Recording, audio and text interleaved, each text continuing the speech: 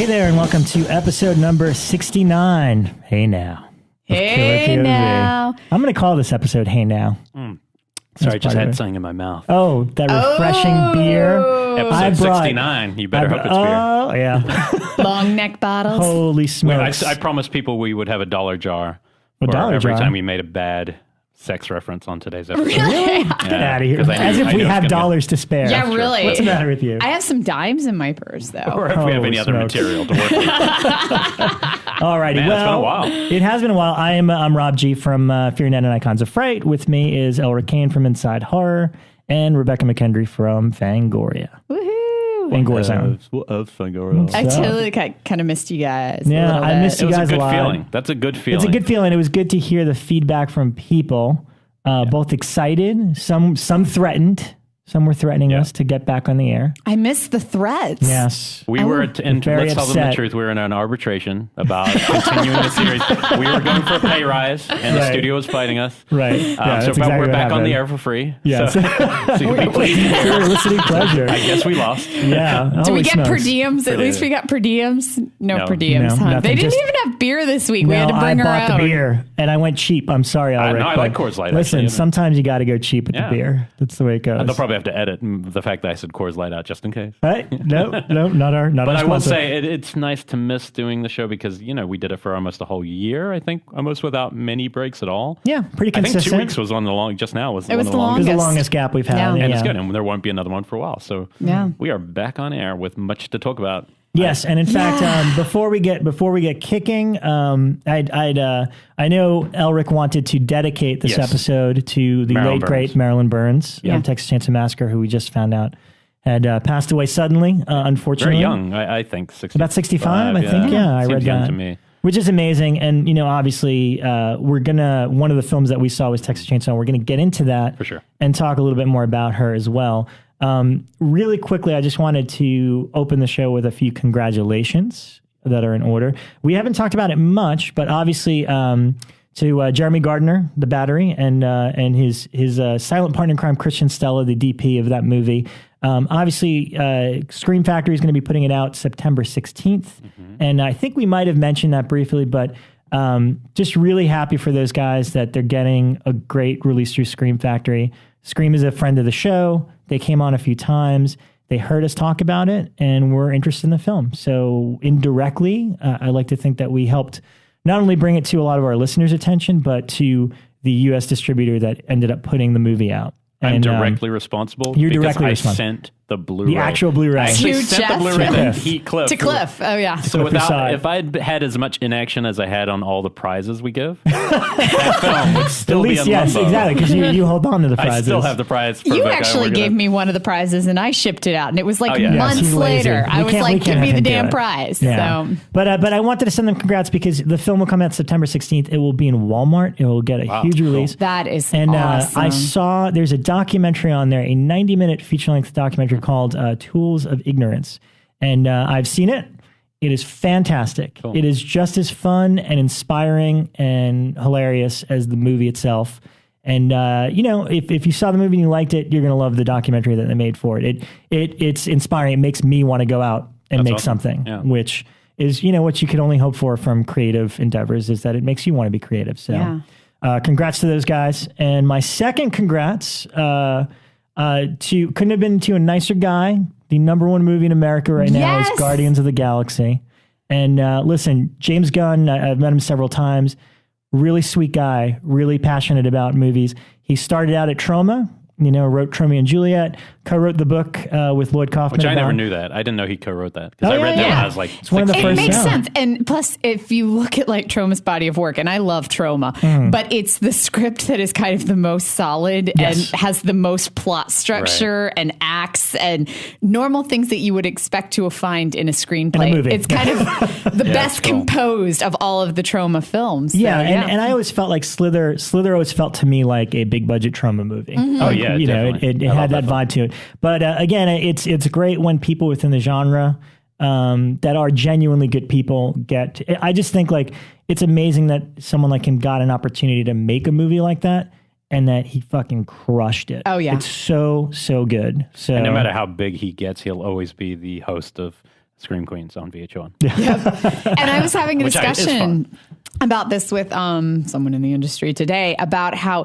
he did the one thing that all studios are trying to do, that they're taking titles that they're hoping that maybe somebody has heard of and it will drive people to see it. But in this case, I bet less than 2% of the people who went to see that movie actually read the Guardians of the Galaxy comic books. No. But he was able to open it up for a larger audience, even though that it was, Marvel trying to feed off a title that they already had and, use something that was prior existing.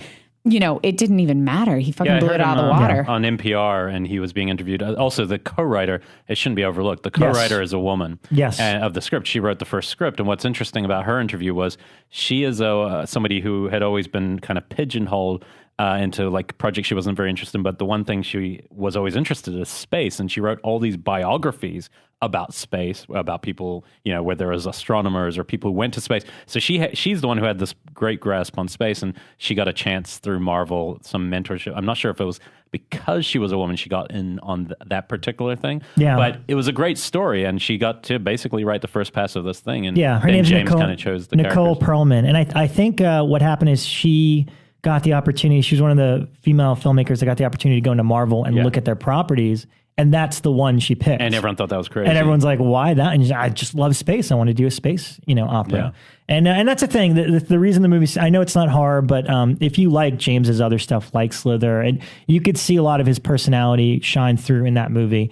And the reason I like it is because it's unlike something like Green Lantern is unapologetic about being a space movie. All these space movies, it's like, how quickly can we get back to Earth? Because they need to ground it in reality. This is unapologetically a fun space romp. And I said it on Twitter. It's not since I went to see Return of the Jedi as a little kid that I feel that kind of vibe. And it's great. So congrats to James. I hope to go this week.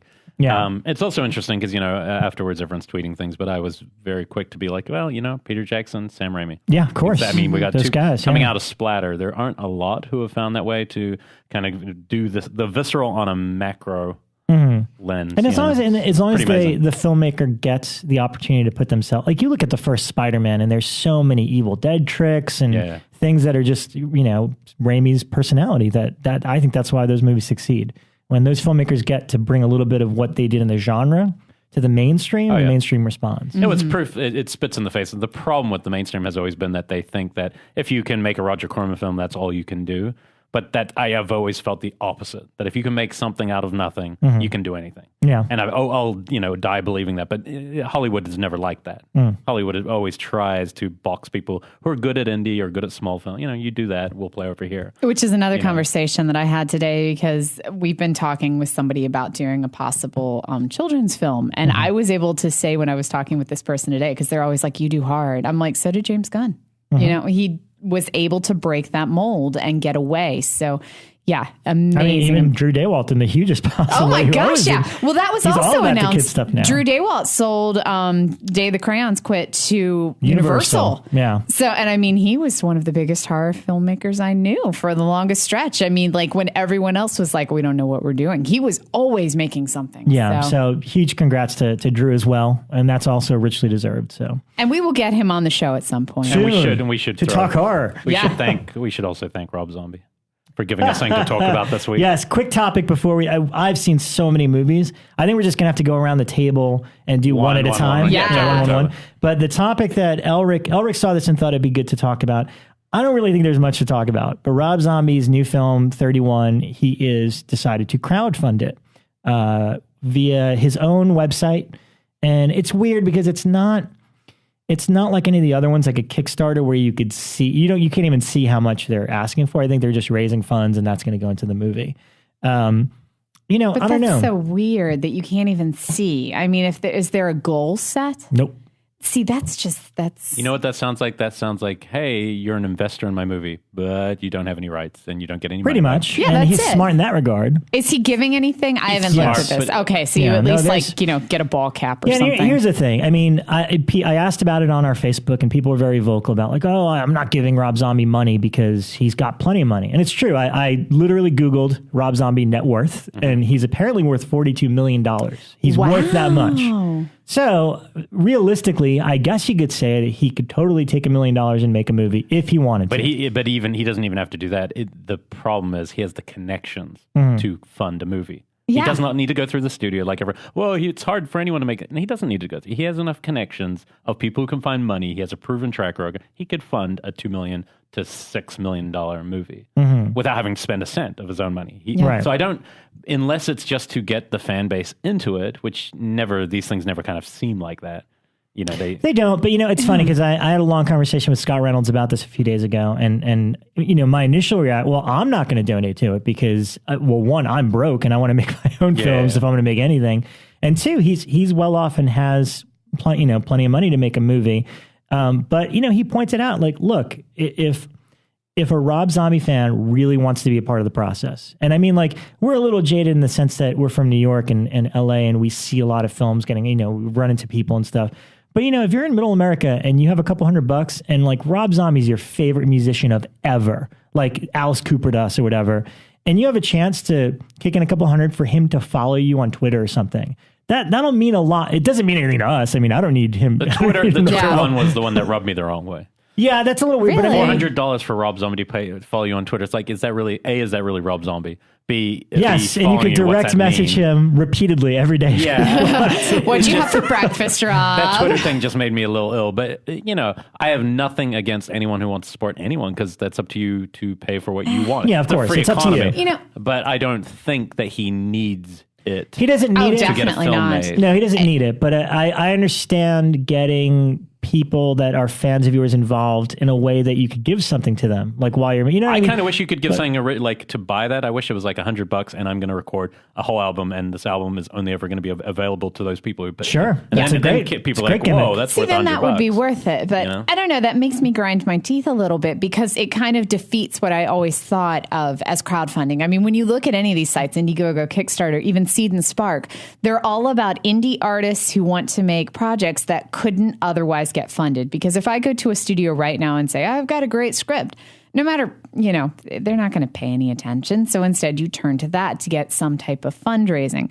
So it makes me grind my teeth that he would be using that kind of means that indie filmmakers who have no exposure use to get more leverage for his movie and get attention, because the fact that he's doing it has become one of the biggest press things this week. Well, he's also seen how it's worked for other people. He saw how it worked for Zach Braff. But you also see the negatives. I mean, people like Zach Braff, there was a huge backlash against him. Right. People like me I was neutral about Zach Braff as a person. I quite liked Garden State. And by the end of all that, I was like, screw him. And I don't even know why I felt that way. too. And I loved him on Scrubs. Like when Scrubs was on, I thought he was brilliant. And now I'm like, fuck that guy. He took money.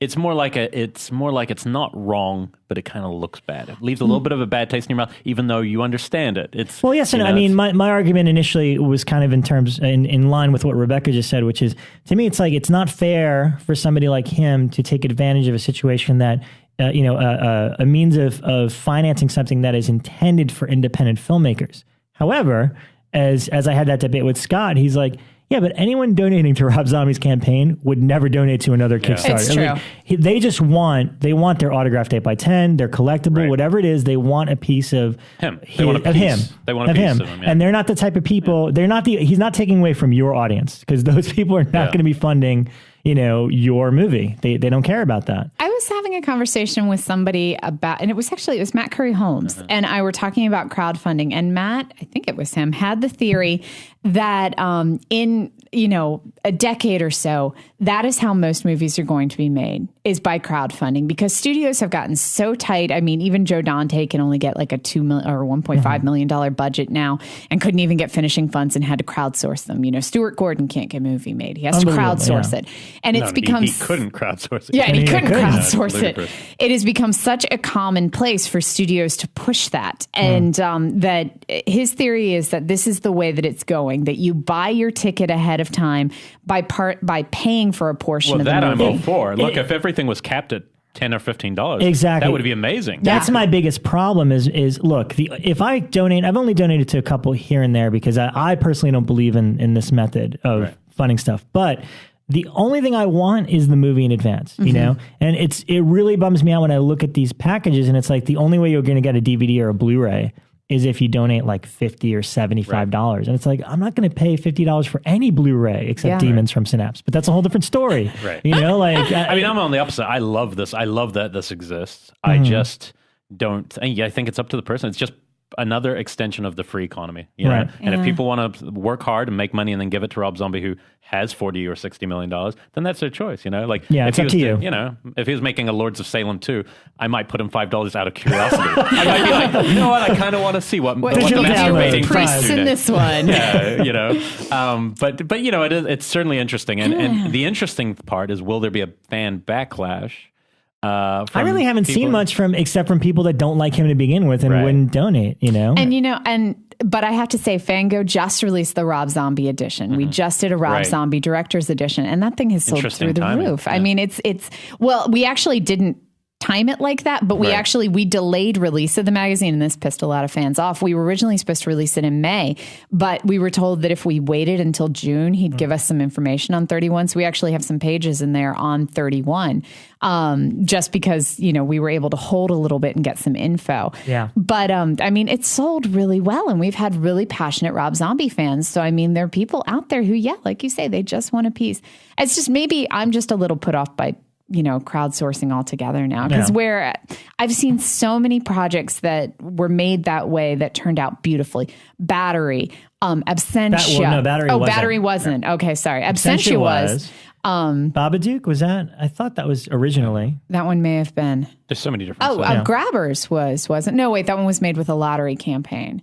But yeah, I've seen a lot of really good projects made through Kickstarter, but at the same time, and I'm not kidding with this, I receive an average of 4 to 5 emails a day from people with Kickstarter campaigns trying to get us to cover them. Yeah, and most of them, I mean, it's a saturation to the point where I can't even keep up, and, you know, I can't even tell what's going to be a strong project anymore. So I feel the saturation more than anything. So, all right. But good luck, Rob. Yeah, good luck, Rob Zombie. I'm sure you're going to be fine.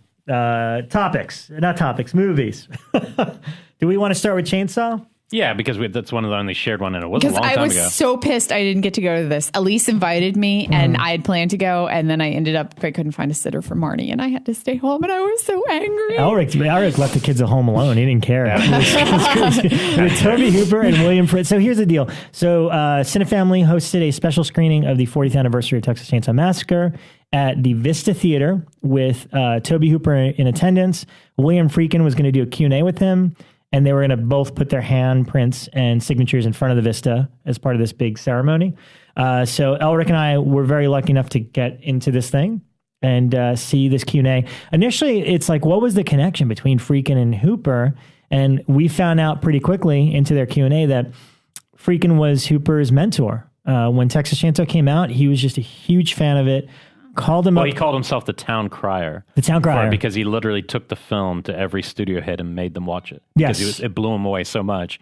And the day he saw it, he called Toby in Austin, I guess. Yeah. And just, you know, this guy who lives in Austin isn't an LA player at all, and just said, man, this film's amazing. If you ever come out here, I'm going to hook you up. Yeah. Basically, and he essentially introduced him to the people at Universal that ended up making a few pictures with him, including the Funhouse, you know, and a few others. So they have a long relationship together, and seeing them talk just felt very, very special.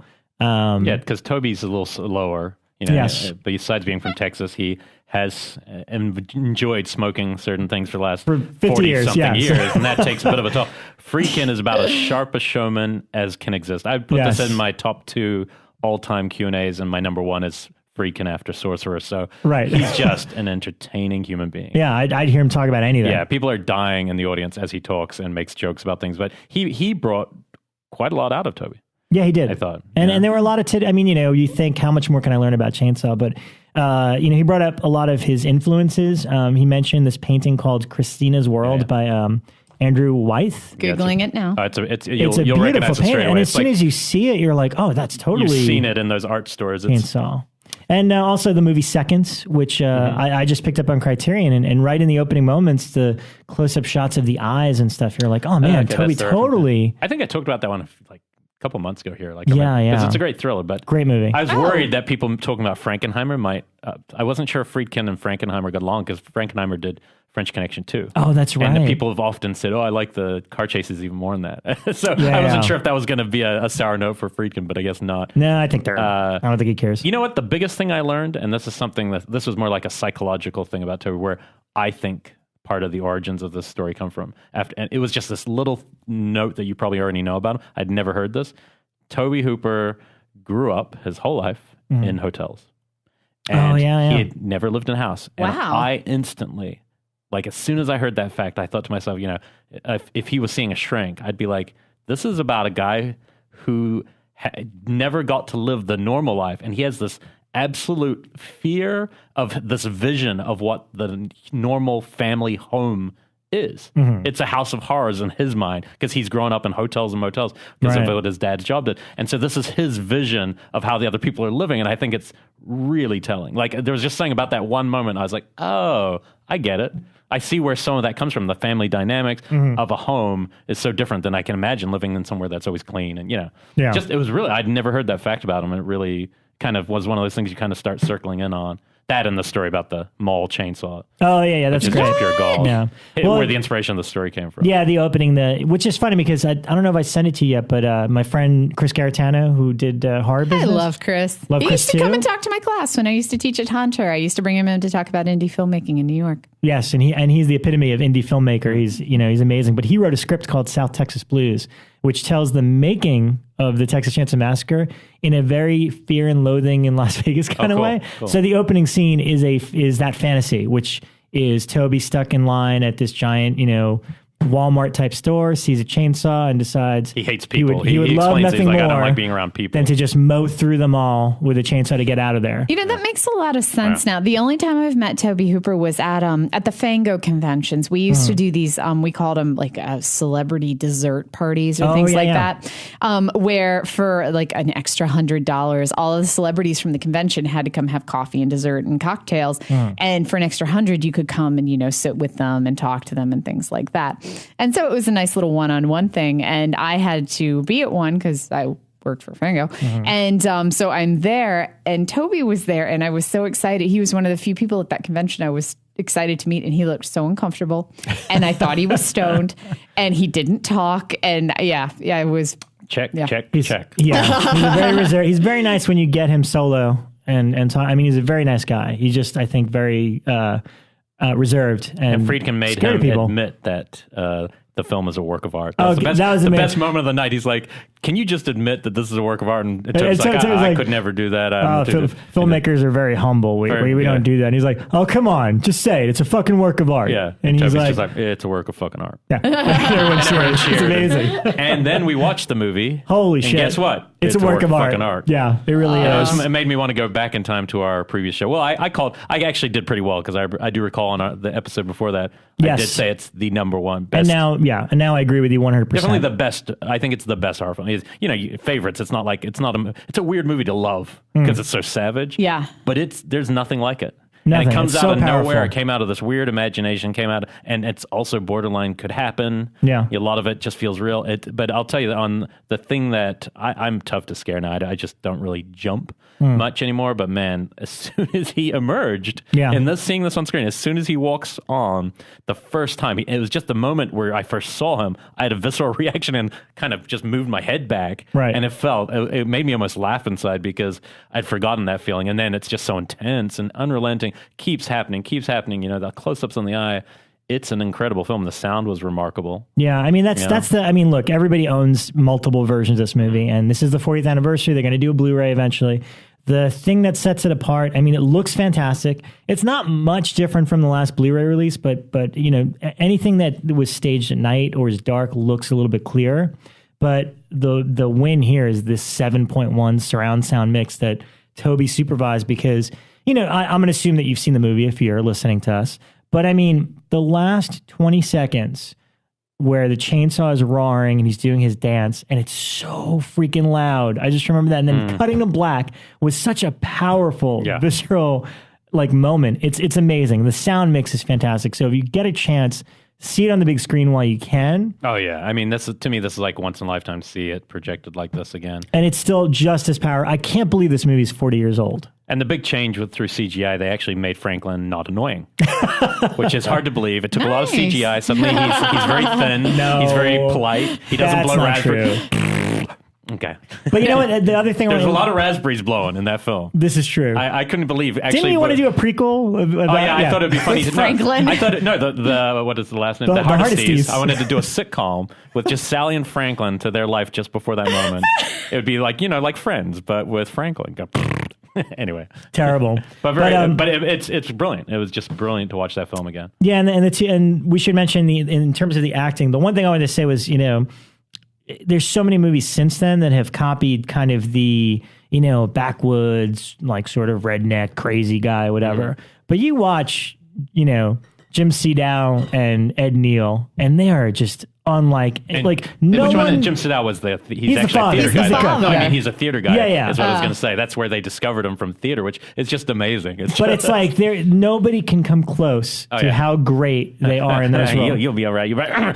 Yeah, just look what your brother did to the door. Yeah, that's one of my favorite quotes. Is the hitchhiker. I've got this knife. It's a good knife. I love it. That's like a common line around my household. I love. You know what I love? I love Grandpa. I thought you was in a hurry.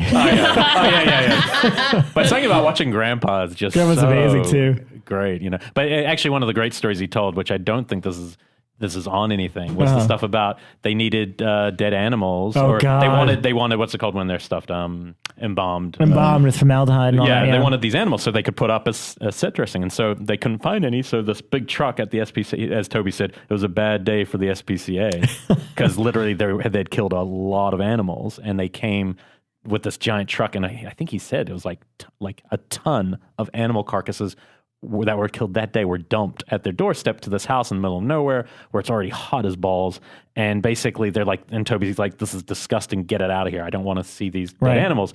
So he said, he didn't say who it was, but basically someone took it 100 yards away, put it in a big circle and lit it on fire thinking it would go away. So a black plague-like fume came into the house and basically saturated the house and made what sounds like an already miserable experience. While they're shooting the dinner sequence for 27 hours straight. It's almost like you can see the insanity on screen, and I don't think I've seen that before. I mean, it's almost like the most intensely method out there scene I've ever seen. But that story about a black smoke of dead carcass, just terrible. It's like you can smell that in the movie. Yeah. Which is awesome. And again, kudos to Marilyn Burns, who seeing the movie on the big screen again and seeing how powerful her performance is. I mean, I think about all of the Chainsaw movies since, and nobody in any of them comes anywhere close. You know what she was all in. I mean, it's not 100%. a final girl. It's it's closer to what we called the survivor girl. Before that term that was, I think, a little earlier.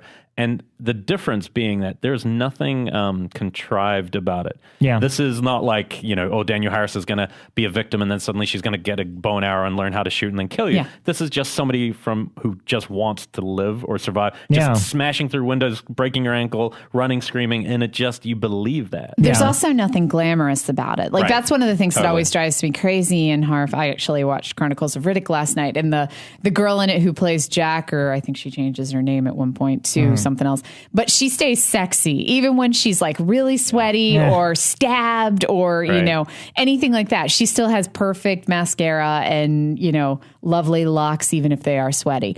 Marilyn gets hideous by the end of the movie. I mean, she is just visceral, but she's still gorgeous. I mean, the fact that it's not a concern. She's not supposed to look screen pretty through the whole thing, but like Daniel Harris has that. Like even by the end of Halloween, she still looks very gorgeous and I mean, you see, and it's also like you see that last shot of her driving off in the car, like laughing maniacally. Like, yes, she survived, but she is so fucked up. It's like there's no turning back, and it's really weird. I mean, again, I've never met Marilyn in person, but from what I've heard from stories from fans, she seemed like a very sweet I met her for like a minute. Person. I met her at a convention, just saw her. And hearing about her passing, I'm sad about it, but I almost feel like wow, Sally can actually rest in peace. I feel like there's a, seeing that last shot is like she's been tortured this entire time, even though it's just the character, know?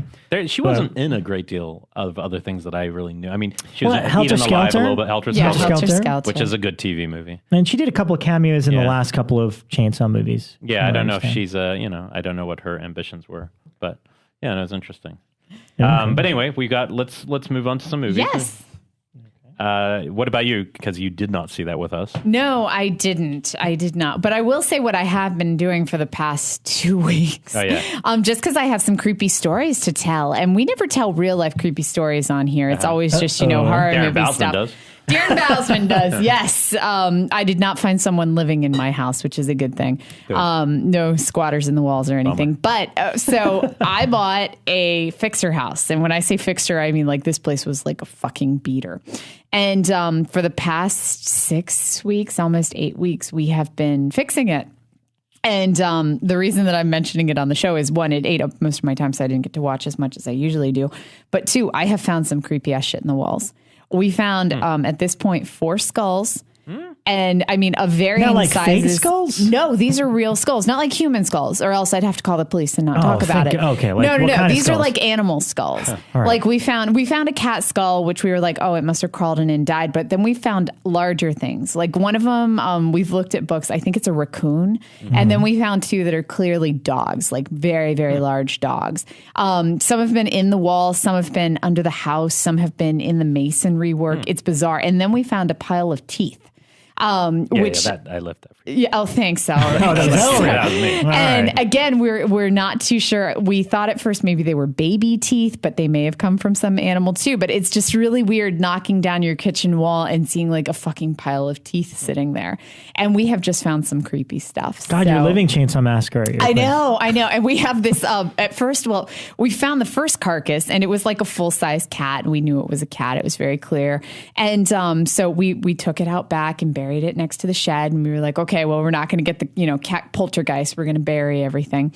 And then by like the 5th one, I'm like, fuck, we just need like a pit of bodies now. But the house is almost done though. So I'm kind of psyched. So and the spiders are gone too. There's no paranormal like meowing in the middle of the night or anything? No, we did hear scratching. The 3rd night I was there, I heard scratching under the floors in the office, and I was freaked out as shit because it actually sounded like a person like scratching on the floors, and I never did figure out what it is. Like we got an exterminator the next day and sent somebody down, and they were like, I found spiders, and that's it. So I will not be there at night then. Yeah, but then the other exciting thing about moving is I just got cable for the first time in years. Like since for the past 4 years, all I've had has been Netflix and Hulu. And so I have gone crazy with cable. Like just going through, I found a website that all you do is type in horror movies on cable and it'll show you all of the horror movies that are playing on cable every week.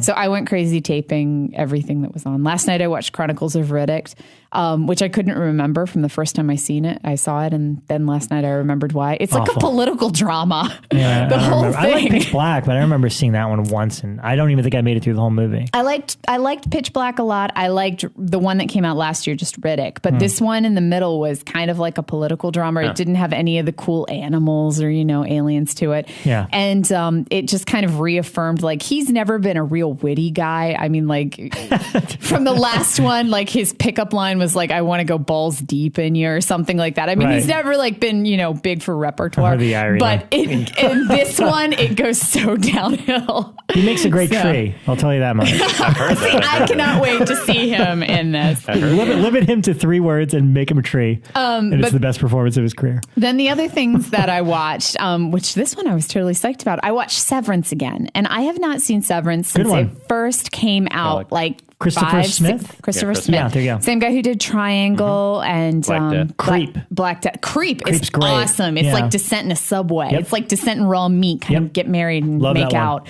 But nowhere near as good as Descent. Yeah. But close to raw meat. But pretty good. It's close to raw meat. So, but Severance, I watched it again, and it is just so spot on through the majority of the film. There's a couple, it gets a little wacky at the end, but for the majority of the film, it is just so hilarious. So if you're like a big horror comedy person, definitely check out Severance. It's The Office, Friday 13th and The Office, basically. Yeah, totally. The British Office. It definitely works. And then the last thing I got is I was so excited because this weekend I am seeing Motel Hell on midnight on Friday, and the producer's going to be there. And I think he was, I got to look it up, but he was more than just the producer, but I don't want to say we had an in with the director. We still have to act on that because there might still be a chance to get him in. Well, the Scream Factory release is coming out. I'm looking forward to that Blu-ray because our friend Dave Parker, who's been on the show, actually moderated a commentary with the director on this upcoming release. So I'm looking forward to checking that out. I saw the only reason I'm not going to go is because 2 years ago at the all-night, the Arrow does their all-night Halloween thing. They showed the best print I think I've ever seen of any like horror film from that period of Motel Hell, to the point where I was convinced it was a DCP. I saw no grain, nothing. I kept going, this cannot be a film print. And afterwards they said, we only played film prints. I'm like, so it must be what they made this master off. And it was so fun. I got to say, it's a really fun movie. Like it's funny. It's weird. It's a lot of fun. What are they showing on Friday night? Is it the DCP? Who knows? Which for Cinefamily? Yeah. They usually do prints. Somebody's got to have a print of it. Which for our Saturday would be prints. Our non-industry people, a DCP is a digital cinema package. No, I guarantee you it's Phil. Phil's probably showing a print of it. If it's Phil. Definitely. Yeah, it's Friday Night Frights. Okay. And let's, me and Elric, let's go back and forth for a few films. Speaking of the Cinefamily, I will throw one out at you really quick that I'd never even heard of a few nights ago. Shit. Yeah. To the Black Card members that made it out to the Texas Chainsaw screening, they were invited to a private screening of a 16 millimeter print of a made-for-TV 1972 movie called Something Evil by a young Steven Spielberg. When was that? Oh, 1970. Okay. He made it right after Duel. Yeah. So, I've not seen it. I'd never even heard of it. It stars Sandy Dennis. And it's interesting. I mean, it's definitely a TV movie. It's got that, because there's no, real violence or anything, but it's a pretty straightforward ghost story. Like these people buy a house out like up in upstate New York, and there is something evil there. Do they find bones and teeth in the walls? No. Kidding. I don't think so. Not like your story. Not at all. But it's interesting because you definitely see remnants of Poltergeist totally through the, Wait a minute, Rob. Hold the phone. Tobe Hooper directed Poltergeist. True. Steven Spielberg produced it, though. Oh, well, I hope that's all he did. I hope the roles didn't collide. I believe you. I believe that's what was the best accent you've ever done, That was Elric. from your local, where you're from. Thanks. No, I mean, there's that great Steven Spielberg biography. If you ever read that, it's crazy. Why do they go into that? All right. That's a big part of it. And where I'm from, people know their roles. Yeah. So there's that. What do you got? Yeah, we can go back. I'll give you two because they're so quick. Well, this one's 1 second. I saw Sabotage with Arnold. That's not horror. It is horror. Why is it horror? Because this is the crazy thing. I had read somebody tweet this, and they couldn't be more right. It's completely a slasher film. It just, unfortunately, is a really, really shitty slasher film. It's dressed up like a cop drama, but basically they do something at the start like a crime, and then basically everybody in his team is being picked off in a complete slasher way. Like it couldn't be more of a slasher movie. It doesn't work at all. It's really quite a dull movie, and that's kind of pretty disappointing. Anyway, I only brought it up because it is interesting to see the mainstream using a slasher model, because I mean it's not hidden at all. This is just a straight slasher movie, but somewhat better, and some people will really enjoy this one and some people won't. It's not a complete home run, but all cheerleaders die. I saw that too. Good. I'm glad you brought it up. By Lucky McKee. I watched the first 10 minutes. And Chris Everson. And I would really, Lucky McKee would be in my top few people I'd like to get in here. Yeah.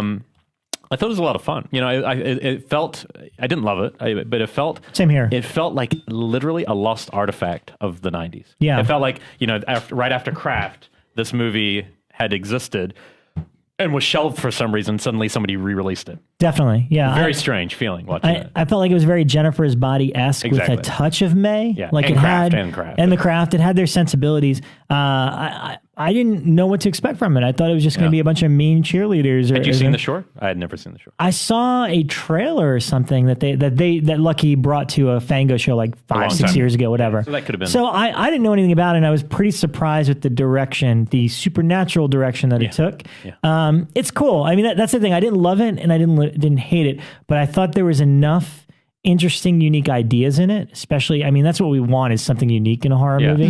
There was enough interesting, cool stuff in it that I would definitely recommend at least giving it a spin. And I saw it on Netflix Instant, so I think it went on there right after. Yeah, Chris directed, what's the Ketchum film? The Lost. Which is great. I think that's a really interesting film. I liked The Lost. It's one of my favorites. Center's amazing in that film. Amazing. Yeah, one of his best performances. And then his next movie, unfortunately, he made with Lindsay Lohan, and I'm sure there's stories about it. I know, which is like a great giallo. You got to revisit it. It's kind of. I tried to rewatch that one a couple of weeks ago after All Cheerleaders Must Die, which I have to say, I had such problems with my All Cheerleaders Must Die disc. Not that it wouldn't play, but the audio was so poorly mixed on my disc. I was like riding the remote to the point that I got pissed off and turned it off after like 20 minutes. Give it another shot on Netflix. I got to try it without the disc because, man, my audio was so bad.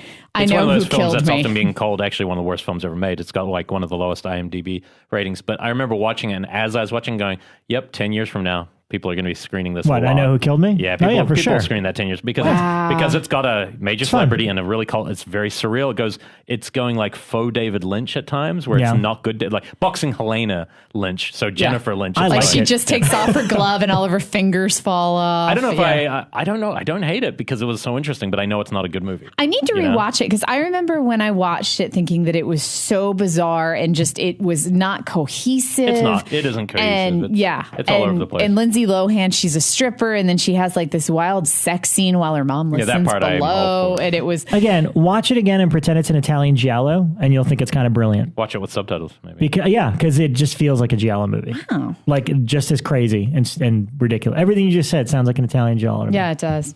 Okay, really quick, let's see. I saw Jugface, which you guys have seen previously. How'd you feel? I thought it was pretty good. It's the writer director is Chad Crawford Kinkle. And I believe this is his first film. But same producer as The Woman. Yes, And the same actress from The Woman.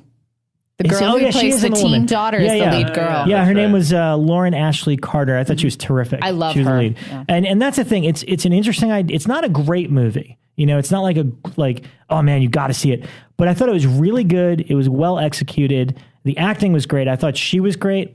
I thought Larry Fessenden as an actor, every once in a while I'll see Larry in something as an actor and think he's terrific. And this in particular, I thought he was really strong because they have this whole subplot of this pit thing that they're, that they worship. It's like a religion, yeah. It's got like this real religion thing. And the sincerity and honesty that Larry believes in this stuff is great. There was this one moment where, he had to punish his daughter for something, and the pain and the way that his voice breaks up when he's like, why didn't you tell me that? I wouldn't have hit you, girl. It's like, damn, Larry's really freaking good. So I've already forgotten who played the it. guy who made the jugs. It's somebody famous. Oh, I didn't recognize him. He looked like Lucky McKee to me. He's from all these indie films. Man, my brain, I have to see it again, but I really liked the relationship he had with the girl, and I liked the pit. It was pit really stuff good. is gold. It's an indie film, such a weird, bizarre concept, but it's really cool. Worked. I like that a lot. And really quickly also, let's see, I saw The Mutilator, which you mentioned. Big Ed. Yeah, thanks to I got to send a thanks out to Christopher Jimenez from Sinful Celluloid. He was the one that it was a VHS rip. He had a VHS rip of it. So I want to see that on a beautiful Blu-ray. It's not good, but it's almost like disconnected. It's like seeing that thing like that. Somewhere between disconnected and pieces. I feel like it's halfway. Fish hook. Yes, it's pretty unbelievable. In the first 5 minutes what kind of movie you're getting. And I will say there was some really good effects work. I believe Mark Shostrom, who did Evil Dead 2, did the effects work on it. So there's a great one I remember towards the end with it's not a chainsaw. It's like a lawnmower or something, but there's a blade and there's just blood everywhere. I can't remember what it was, but it's great. Yeah. I have one, which is multiple. One we saw together? No, I'll save that one for that. That's the next one. One more. When I was away, I was in San Francisco and I got Showtime, which I don't normally have. So I watched in like 4 nights. I watched all of Penny Dreadful. Oh, wow, the show. I think that is up there now with Hannibal for me, for my favorite horror show. The first episode of it, I was like, it's okay. I didn't, but it holds its cards back till so late. It's so good, man. Everybody I know is hating it now. Like, loved it at first and is now like, it's getting worse. Oh, no, Turek loved it. I remember talking to him. Yeah, he likes the girl. And Eva Green who doesn't? Eva Green is the Isabella Gianni of this generation. Yeah. I mean, she is phenomenal. There's a seance scene that's just... this is a show that I love what it's doing. It's setting up a group of people. It'll just give one character the whole episode, and it'll do their storyline. And I think the performances are like on such a great level. It's slow burn gothic, but it's fun because. And the first thing that came to mind was, this is what I wanted League of Extraordinary Gentlemen to feel like. Yeah, but it didn't. And so it's taking Dorian Gray. It's taking Frankenstein, Dr. Frankenstein. It's taking, I don't know who Timothy Dalton is. He reminds me of Craven from Spider-Man, like the hunter, because he goes to Africa and stuff. And it puts them in this really weird storyline that's basically there are supernatural things, but no one else really knows about. Jack the Ripper is a background situation, and it's just done on such a high level that I'm really enjoyed that first season. Who knows, where it will go. But for anyone going through horror withdrawals in between all these other series, that was a good one. I want to check it out. I really liked it. At some point, I'll marathon it. Yeah. All right, really quick. Here's my 15-second reviews of the following.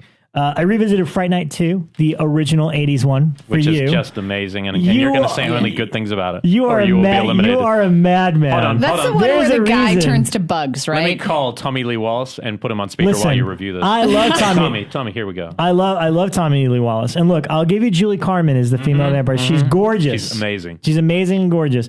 But it is a damn boring, terrible movie, man. You must have ADD if you think that's after boring. the first Fright Night, come on, at least the first Fright Night moves. This one, That's a good movie. I texted you. I was like, perfect. Charlie doesn't believe in vampires for like 53 minutes. It takes that long to convince the guy from the first one that there's vampires still out there. I love amnesia films. What can I say? Whatever. I love amnesia films. It's terrible. It's not terrible. That is a fantastic. It's a terrible movie. Terrible. Sorry. I'm calling for another drunken debate. I'm calling for another drunken debate. What was the last time you saw it? What was the last time you saw Friday? It was on TV like maybe 3 years ago. 3 years ago. And I quoted about the halfway mark. I own it. So maybe it was because the second half was good. I own it on VHS. I think you might want to revisit. I haven't seen it. I haven't seen it in a long time, so I'm kind of on the fence here. So I might have to watch it. Female vampire. She's fantastic. You had the audacity to say it's better than the first one. Well, I like to be the Howard Stern. Myself and Tom Holland would disagree with you. Well, yeah, Tom Holland. Yeah, look, the first one is a great movie. Yes. But there's something I just really like number 2. Okay, and lastly, I also picked up Scanners on the Criterion version. I know everyone has heard me sing praises about Scanners 3, The Takeover, which still is my favorite. I can't explain it. It's one of my least favorite Cronenberg movies. Mm-hmm. I mean, it's great, but it still falls in not one of my favorites of his. But for some reason, watching this Criterion version, it just clicked with me this time, and I loved it. And I think I'll rewatch it for next week. Yeah, you should. And I know your critique of it is that the lead character, Stephen Lack, ironically enough, his name is Lack, who plays Cameron Vale, is kind of a little bland to be the lead of the movie. However, rewatching it, now as an adult, I feel like that kind of worked for his character because he's kind of like this character that doesn't know who he is, what a scanner is, or what he's supposed to do. So I don't know, for some reason, it doesn't mean that he gave a great performance, but his blandness makes sense for what the character is. And also, I mean, this digital restoration is amazing, and he's got these piercing blue eyes. So when you watch it that way, and you're like, he's kind of bland, but there is sort of something there in those eyes. But it doesn't matter because... He had brown eyes in the VHS. Oh, well, there you go. Then you really need to revisit it. But it doesn't matter because Jennifer O'Neill, who plays like the female lead of it, is one of the most gorgeous women ever in any Cronenberg movie that I've ever seen. So she looks fantastic.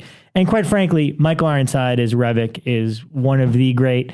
I'm not even going to call him a villain because I don't think he's a villain. Right. At least watching it this time, I felt like there was a legitimate reason for both sides to coexist. So I love it. The Criterion one's great. It comes with his first film, Stereo, which I tried to watch and turned off after 15 minutes. Yeah, I've seen. But I'm glad it's both there. Of the early ones. They're nicely shot, but they're a little too long. Yes, for what they are. Scanners, I always found it to be, it was the one that bored me. And I love all of his work, but Scanners was always the one that I was kind of like, and I think it's because of that. I mean, it has a couple of great scenes, but Yeah, when he deals specifically with science, like makes it scientific, it seems kind of dull. When he makes it just purely body horror, but it's still science, somehow it works. Brood, Fly, Shivers, they all have that kind of science basis, but more focused in the body, and it gets far more fascinating.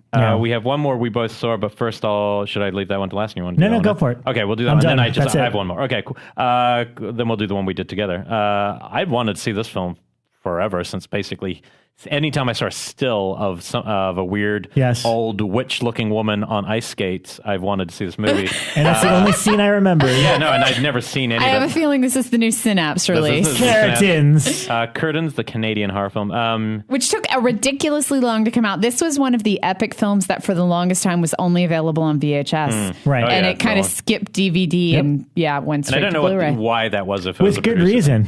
Yeah. Because it's not worth putting out. We were really excited about seeing this one. I included it in trivia last time. Oh, really? Yeah. I don't think it's a bad movie. It's just, I do. There's there's like... I just got my press hold copy on, here's today. a better question. Which one? Okay. Because that's the problem with Curtains. It's actually just multiple movies. Yes. There's 2 literal movies, but it really feels like there's 4 or 5 different tones running through this. We watched it and we were both like, what the hell is going on? The biggest problem with the film, beyond that, is that it somehow finds a way to milk out any tension of every scene. So it goes right up to the point where a scene is super tense, and then it keeps going a little past that. Too long. To the point where you're like, oh, now you're bored. And we're really surprised by that. The editing, the way that they drew certain things out, and then we're like, is a kill coming? And then like 20 seconds later, it's like, oh, I don't care anymore. But the basic it was hilarious. It was like just to the moment, and then it gave you like 3 extra seconds where you're like, eh. That's funny. It's all in the editing. But the performance has some great actors in it, and it is really compelling. But basically, the simple problem is that the director who was hired to make it, who was a cinematographer, this first directing gig. There's a good documentary on it. But basically, he was removed, or the film just kind of stopped at a certain point shooting, and then he went off and did something else. And then the producer, he was basically making an art house, slow burn, artistic thriller, or psychodrama is what you would call it. And then he was gone, and basically the producer came back 2 years later, got everyone back together, and shot a straight slasher film. Yeah, and it's amazing. It's probably one of the few. I loved the arty stuff the guy was going for, but I gotta say the slasher stuff was the more fun. Part exactly, of the film. exactly. Though the ice skating must have been shot by the art guy. I guess, there's one ice skating sequence in the middle, which is the most famous. And it is really great. But it was funny because me and Elric were watching it like totally baffled. And then once the movie ended, we're like, I don't get it. Yeah. And thankfully, the Synapse release has a great 50-minute documentary where right off the bat, you find out that the director was a DP. This is his first movie. He had like $6 million to make this movie. It was a big budget movie. And you could tell he was a DP because he took way too long on everything. And then he finished the movie, put it together, and it was like 45 minutes long. Yeah, that's so what happened was the producer came in, directed a slasher movie. So he directed the other half of the movie. And that's why nothing makes sense. I mean, Michael Wincott's in it, a super young Michael Wincott, who doesn't have a line of dialogue, just shows up looking like Keith Richards. Yeah, and you're like, who is he? And they never tell you. They never explain. He doesn't have a name. And then he just like goes off on a snowblower and like, what happened to Michael Wincott? There's quite a few unexplained Why is he here? things. I don't understand. But speaking of Cronenberg, Samantha Eggar. Yes.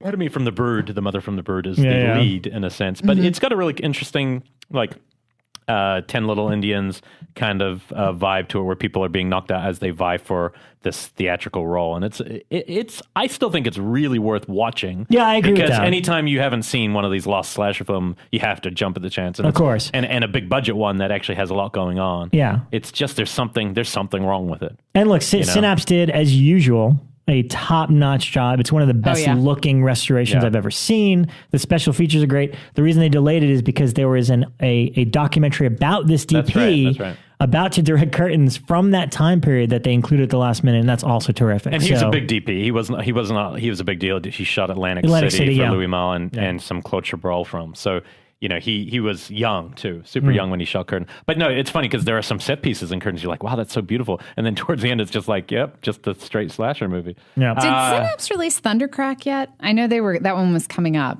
I don't know. It's they're a one at a time kind of porn-ish film. Well, it's a porn, cap off our epic, absolutely epic conversation about things we've seen. I actually saw the one film I've wanted to see all year last night because it finally came to VOD, and I was I was today meeting the president of this company. The CEO just came from there of Relativity, which was just an interesting talk I got to go to. But Oculus.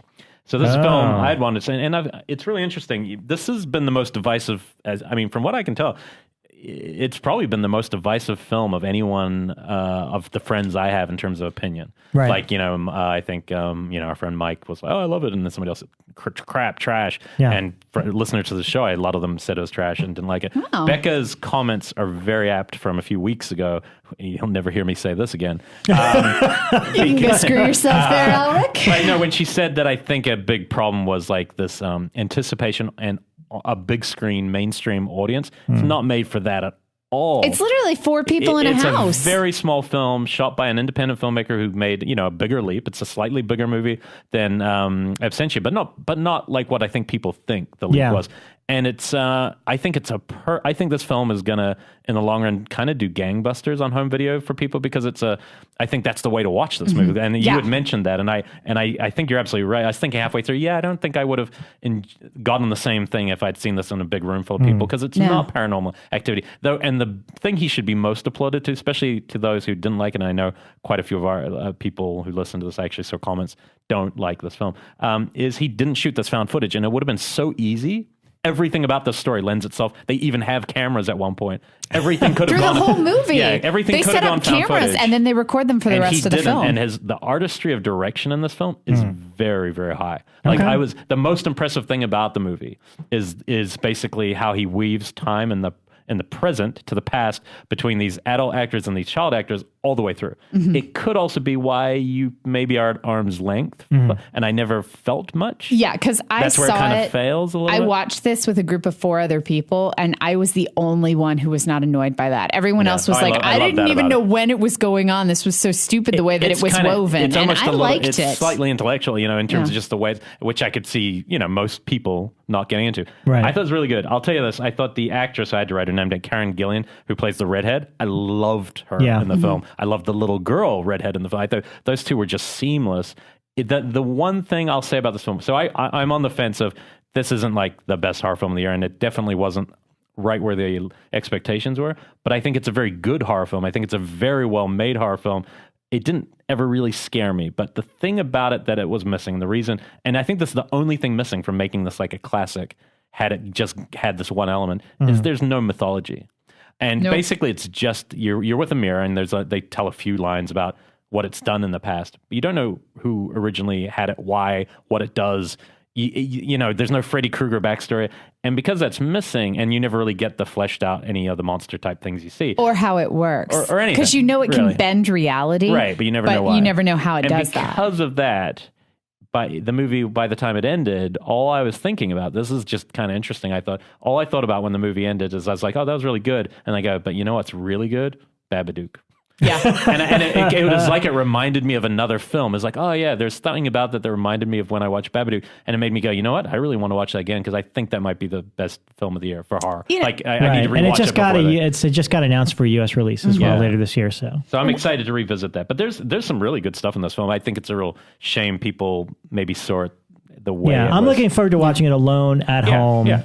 There's some creepy stuff in it. But one of the things that the people I watched it with were annoyed by is that when the mirror has to become like a physical entity, when it becomes like a monster that's going to do something to you, it always becomes one of the prior victims. Right. So you never actually see the mirror as a being. You just see it using the prior victims to do its bidding. Well, again, it's just like a mythology. And none of this will really ruin it because honestly, there's not many spoilers running through this film. It's a very simple story.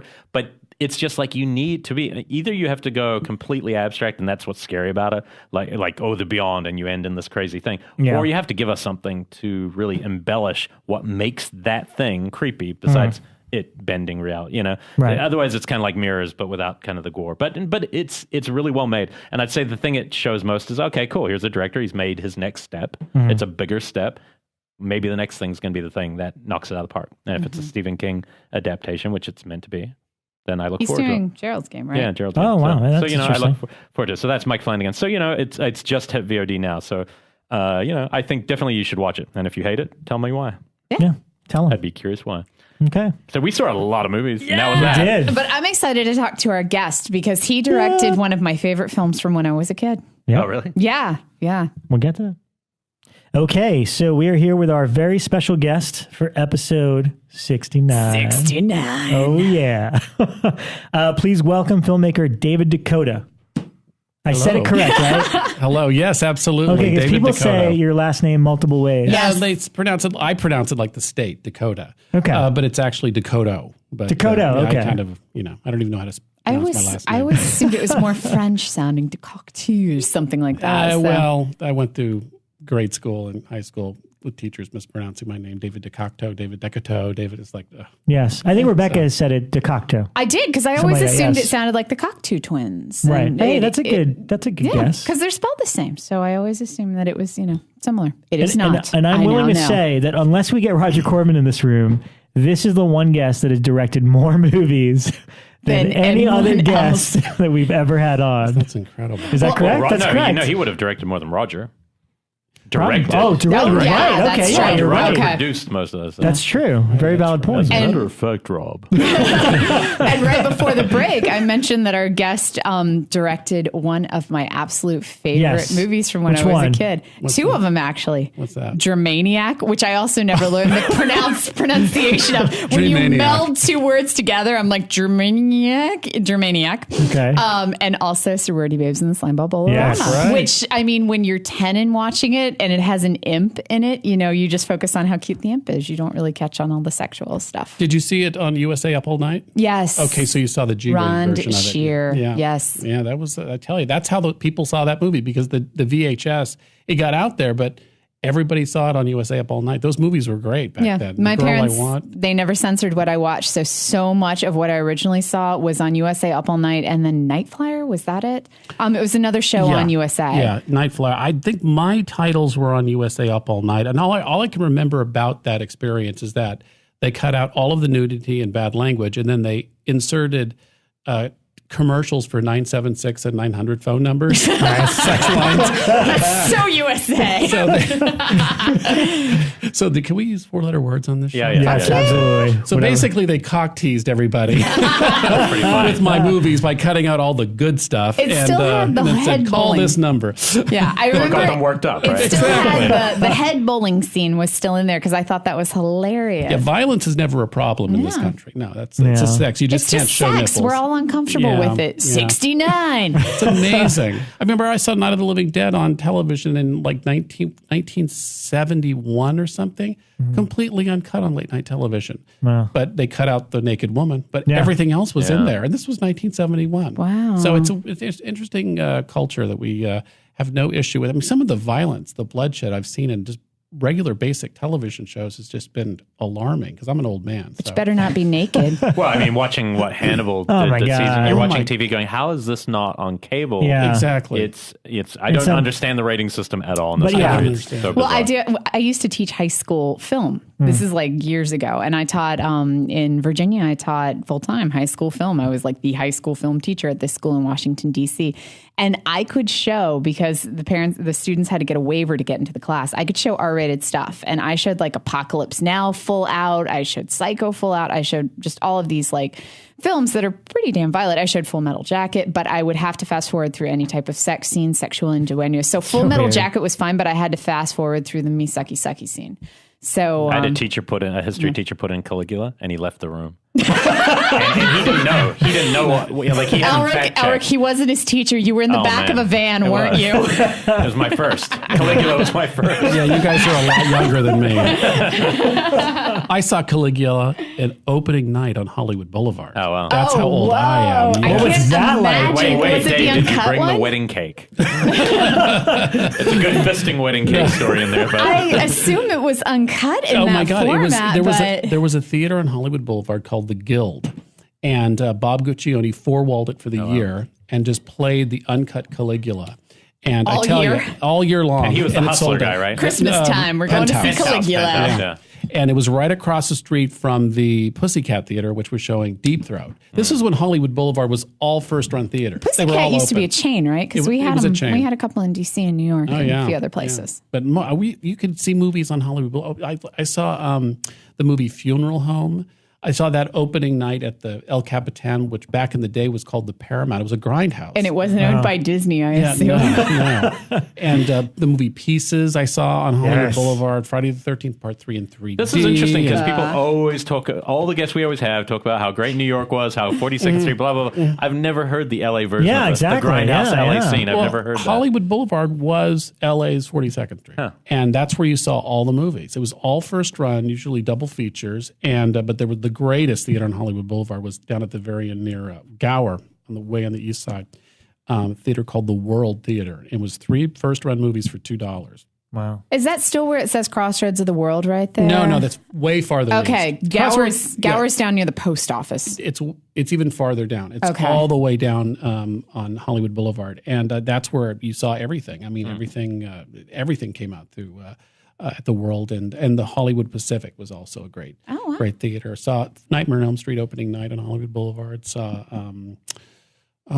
saw The Howling opening night on Hollywood Boulevard. Gremlins on it was great. I mean, and I lived a block away from Hollywood Boulevard. When did you get to LA? What age were you when you came to LA? I got here when I was 18 years old, 1980. Coming from Oregon? Portland, Oregon. Right. Yeah, Portland, Oregon. But I had already met Roger Corman about 2 years before that.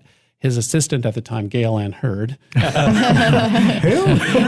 responded to my fan mail. She was very sweet. And she said, "Have you ever come to LA? I'll introduce you." And I had a meeting with him at 16.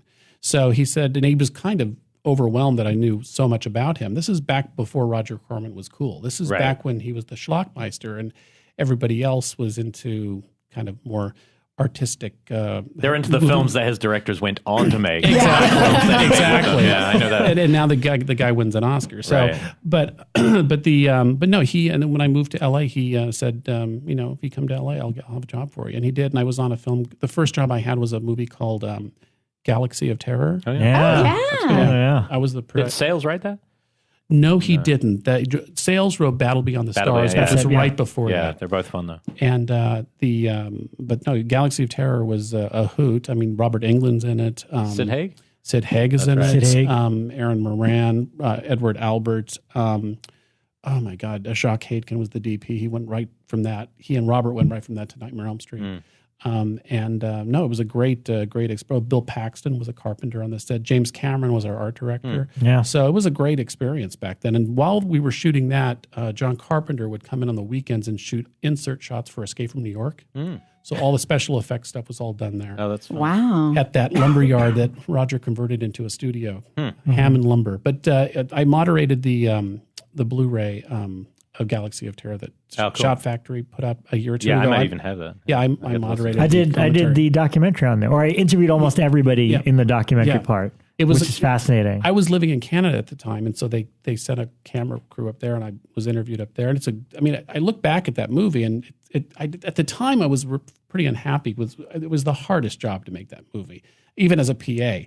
It was like 24-hour days and 7 days a week. But looking back on it, some of those movies were really darn good, considering we made them on really low budgets. And the amount of talent you had working, like people went on, not just the directors, but I mean, James Cameron was doing effects on some of these movies, and it's interesting. How hands-on was Roger on those films?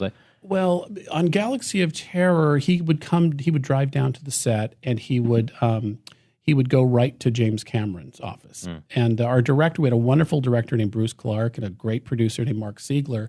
But James Cameron was a force to be reckoned with. I mean, this man just owned that studio.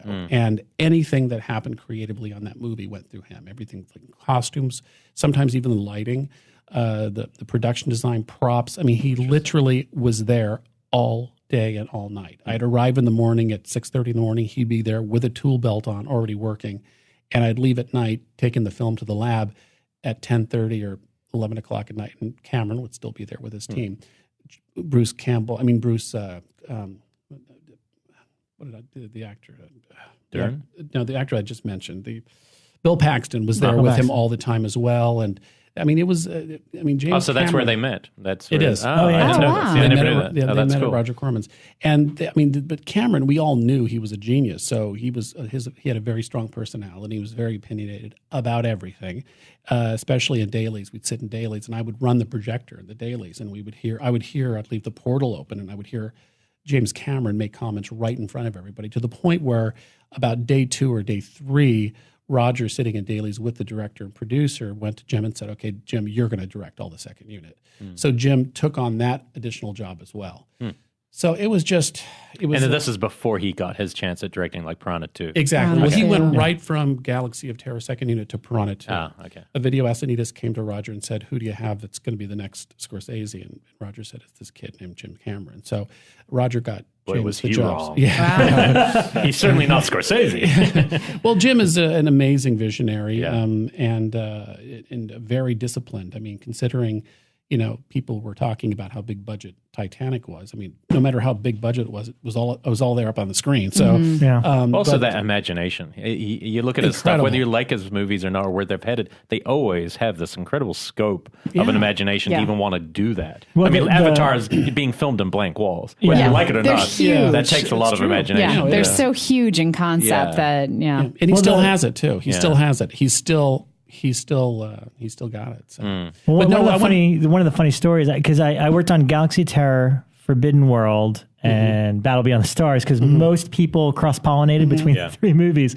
And I remember I did an interview with the Skotak brothers, who I believe still work with Jim. And one of the funny things they told me completely off record was like, they're like, man, James Cameron was just one of those dudes that, like, it'd be like 12 at night, and he would just say to you, like, let's just like stay up all night and like make monsters and planes. And for some reason you're like, yeah, that sounds like a good idea. Like he just somehow convinced you, like he was so enthusiastic about what you guys were, the work they were doing, that just convinced people to do whatever. Well, the Skotaks are totally unique individuals. Yes. They're guys who were producing visual effects with $1.97 and popsicle sticks. And I mean, they were doing 35 millimeter shots because they were an amazing team. One was a model builder, one was a cinematographer. So they were able, they came up with their own motion control system called the Skotrack, which repeated camera moves using 1/4-inch audio tape. And I mean, these guys, to watch these guys work, it was phenomenal. But the thing is, right after I finished that movie, I went to work for Wim Wenders, the director of Wim Wenders, the German director. Which film? Elric just got excited. I know his filmography well. A film called The State of Things. And which was about the lowest budgeted movie I'd ever worked on. I mean, it literally was a crew of 7. And it was Alan Gorowitz and Sam Fuller was in it. And how does this even happen? How do you latch into a Wim Wenders? It was one of those weird things where I had left Rogers. I had worked there for maybe 4 or 5 months, and then the production coordinator on second unit happened to get the production coordinator job on The State of Things, so we needed a PA come work for us for a week. And I think I worked for probably about a week.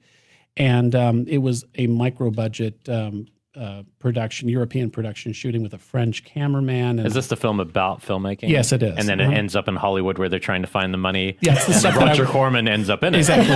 Roger ended up... He's the lawyer that they're after. And is at the payphone, I think. This sounds meta. It's actually it's a pretty cool film, but the European stuff's super slow, and then the American stuff's like a gangster film. I think they literally did come to L.A., and I think Roger did pay for most of that stuff they shot in L.A. And I mean, it was a total nickel and dime production, but Vim had a history, and everybody knew he was a visionary, so we all sort of put up with all the crazy. It was in black and white, I think. Yeah, it was black and white. Like one lab that could process the film, but then we were shooting with Fuji, so I can't remember. It was a kind of a crazy experience. So, but then from that, I went on to a movie called Angel.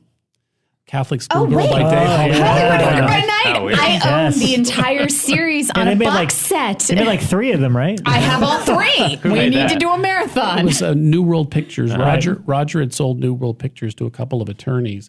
And it was an amazing sale. I think it was a $14 million sale, which at the time, was even now, is chump change when you're selling a big movie company. But he only sold him the letterhead. He kept the library. they just bought the company, and he kept the library. It was the greatest deal ever. That's amazing. And they were just trying to buy the reputation. Anyway, so their first movie out of the box was this film called Angel, and it was directed by a guy named Robert Vincent O'Neill, who was really the guy that I learned about directing from, because he was I've never seen a director first of all, he's the sweetest guy in the world, but this director was lightning fast. I mean, we were doing 80 camera setups a night, single camera. The cameraman was Andrew Davis, who went on to become a huge director. And he was the DP, and we had a really young kind of enthusiastic young producer named Don Borchers, who I think was 23 years old when he produced that film.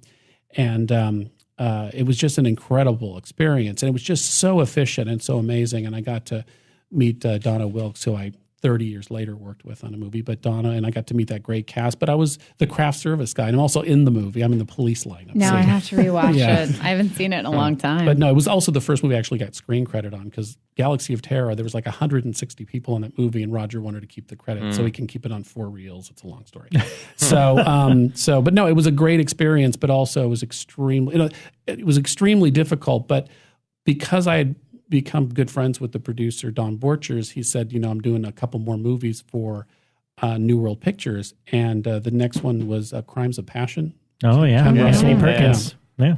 Anthony Perkins, Kathleen Turner. And that was kind of a bigger budget version of Angel. They wanted to make she's a fashion designer by day, a hooker by night. China Blue. It was the theme of the early 80s. It's what we did. It was a formula. Like Suspiria. I remember having the crazy color palette. It was amazing. That was an amazing experience, because it was Ken Russell, who I learned a lot from Robert Vincent O'Neill, but Ken Russell literally shot that movie, and he delivered his director's cut the day after we wrapped. What was it like working with Ken Russell? All of his films are so whack. I always wonder what he's like. He doesn't do any coverage, and he's very unapproachable. He's very English, and wanted to shoot the movie in London. You have to be unapproachable if you don't do coverage. You have to be unapproachable. No one questioned me. He was really slumming, he felt, I think, shooting in L.A., because he never liked shooting here. And he wanted to shoot it in London, but they wouldn't let him, and he had to shoot it here. So I finally, after 3 or 4 weeks, a 6-week shoot, I said, after 3 or 4 weeks, I said, Ken, I saw your movie. Mr. Russell, I saw your movie, The Devils, and it made me an atheist. Insane. I love that movie. And he goes, The Devils, that was a bit of a romp, wasn't it? I said, well, I guess you could call it that to change my life. That's funny. But Altered States was the first movie that I saw when I moved to LA, and I saw it at the Village Theater in Westwood, and that was an incredible experience. So to work with him, plus the writer of Making Love, remember the first gay movie made by Hollywood in 1980 with Kate Jackson and Harry Hamlin? I don't even know. He wrote it. The DP was Dick Bush, and Dick Bush shot films like Blood on Satan's Claw, but he also shot... I love that movie. He was also Rob doesn't. I love that movie. He was also the DP on Victor Victoria and Tommy and all these great movies. So he was a visionary, and we had Frank Darabont was he and I were PAs together on it. Oh, wow. And Frank was a hoot, and always working overwork. He's always working around the clock, because he would always end up in the art department, and everybody knows the art department never goes home, never sleeps. So, but it was a great experience, and then right after that, I did a film for the same producer called Tough Turf. Oh, is that James Spader, Robert Downey Jr.? Wow. Yeah, and that was kind of our version of. It was like a low budget version of what was that? Rumblefish. Yeah. And so it was. But about 2 weeks before shooting the movie, it was a gang movie, right? But about 2 weeks before shooting, Footloose came out. And so New World says you got to make it a musical. Oh. So it became West Side Story all of a sudden. And I swear to God, that was not the idea. That was not in the original script. So 2 weeks before shooting, they hired choreographers, dancers, and Fritz Kirsch, who had just finished directing Children of the Corn, who's a doll. He's a really sweet guy. I was just kind of overwhelmed, because it was just a huge production to do, with crane shots and dance numbers, and every day was a different location, and it was hundreds of dancers. It was a complete. But after that shoot, I did one more movie before I'd said, fuck this, I'm going to become a director, because I fucking hate being a PA. I did a film called, I don't want to mention the title, but it was a movie, it was a comedy with Paul Reiser, and the director had just directed a big commercial, a big Wendy's commercial, but an old lady that had a phrase that she said. Anyways, he was the director that everybody wanted to work with, because he came up with that concept. Wow. And it was literally the worst film experience of my life. When I saw the sun come up twice on week one, when a DP would spend 7 hours lighting something, when we would have to move an entire unit up into the Hollywood Hills during a rainstorm, and to park 40-foot tractor trailers, 100 crew members, and they'd be shooting a shot inside a breakfast nook. And I was like going, I'm just the fucking PA on this thing. And I would have never have, I mean, this is like just bad producing. Right. Yeah. And I realized that this ain't brain surgery and efficiency and just being, you know, the audience only sees what the camera sees. And sometimes you just shake your head, even as a PA, go, who the fuck got that? Why did he get this? Anyways, I walked about 2 weeks into the movie, and I was about 20 years old about that time. And I said, I'm out. I'm not going to be a PA anymore. And working my way up through this industry to become a director, I came to LA to be a Roger Corman. I wanted to be more of an entrepreneur, direct, produce, do my own thing, distribute the whole thing. I didn't want to be a director for hire. And so I just, you know, I jumped into the love story business, and I worked in adult movies for about 3 years, and became a director very fast in that area, and made a lot of money very quickly. And on my 21st birthday, I got another kind of a pretty nice sized directing job, and that movie in the adult business really had me doing a movie a week, basically.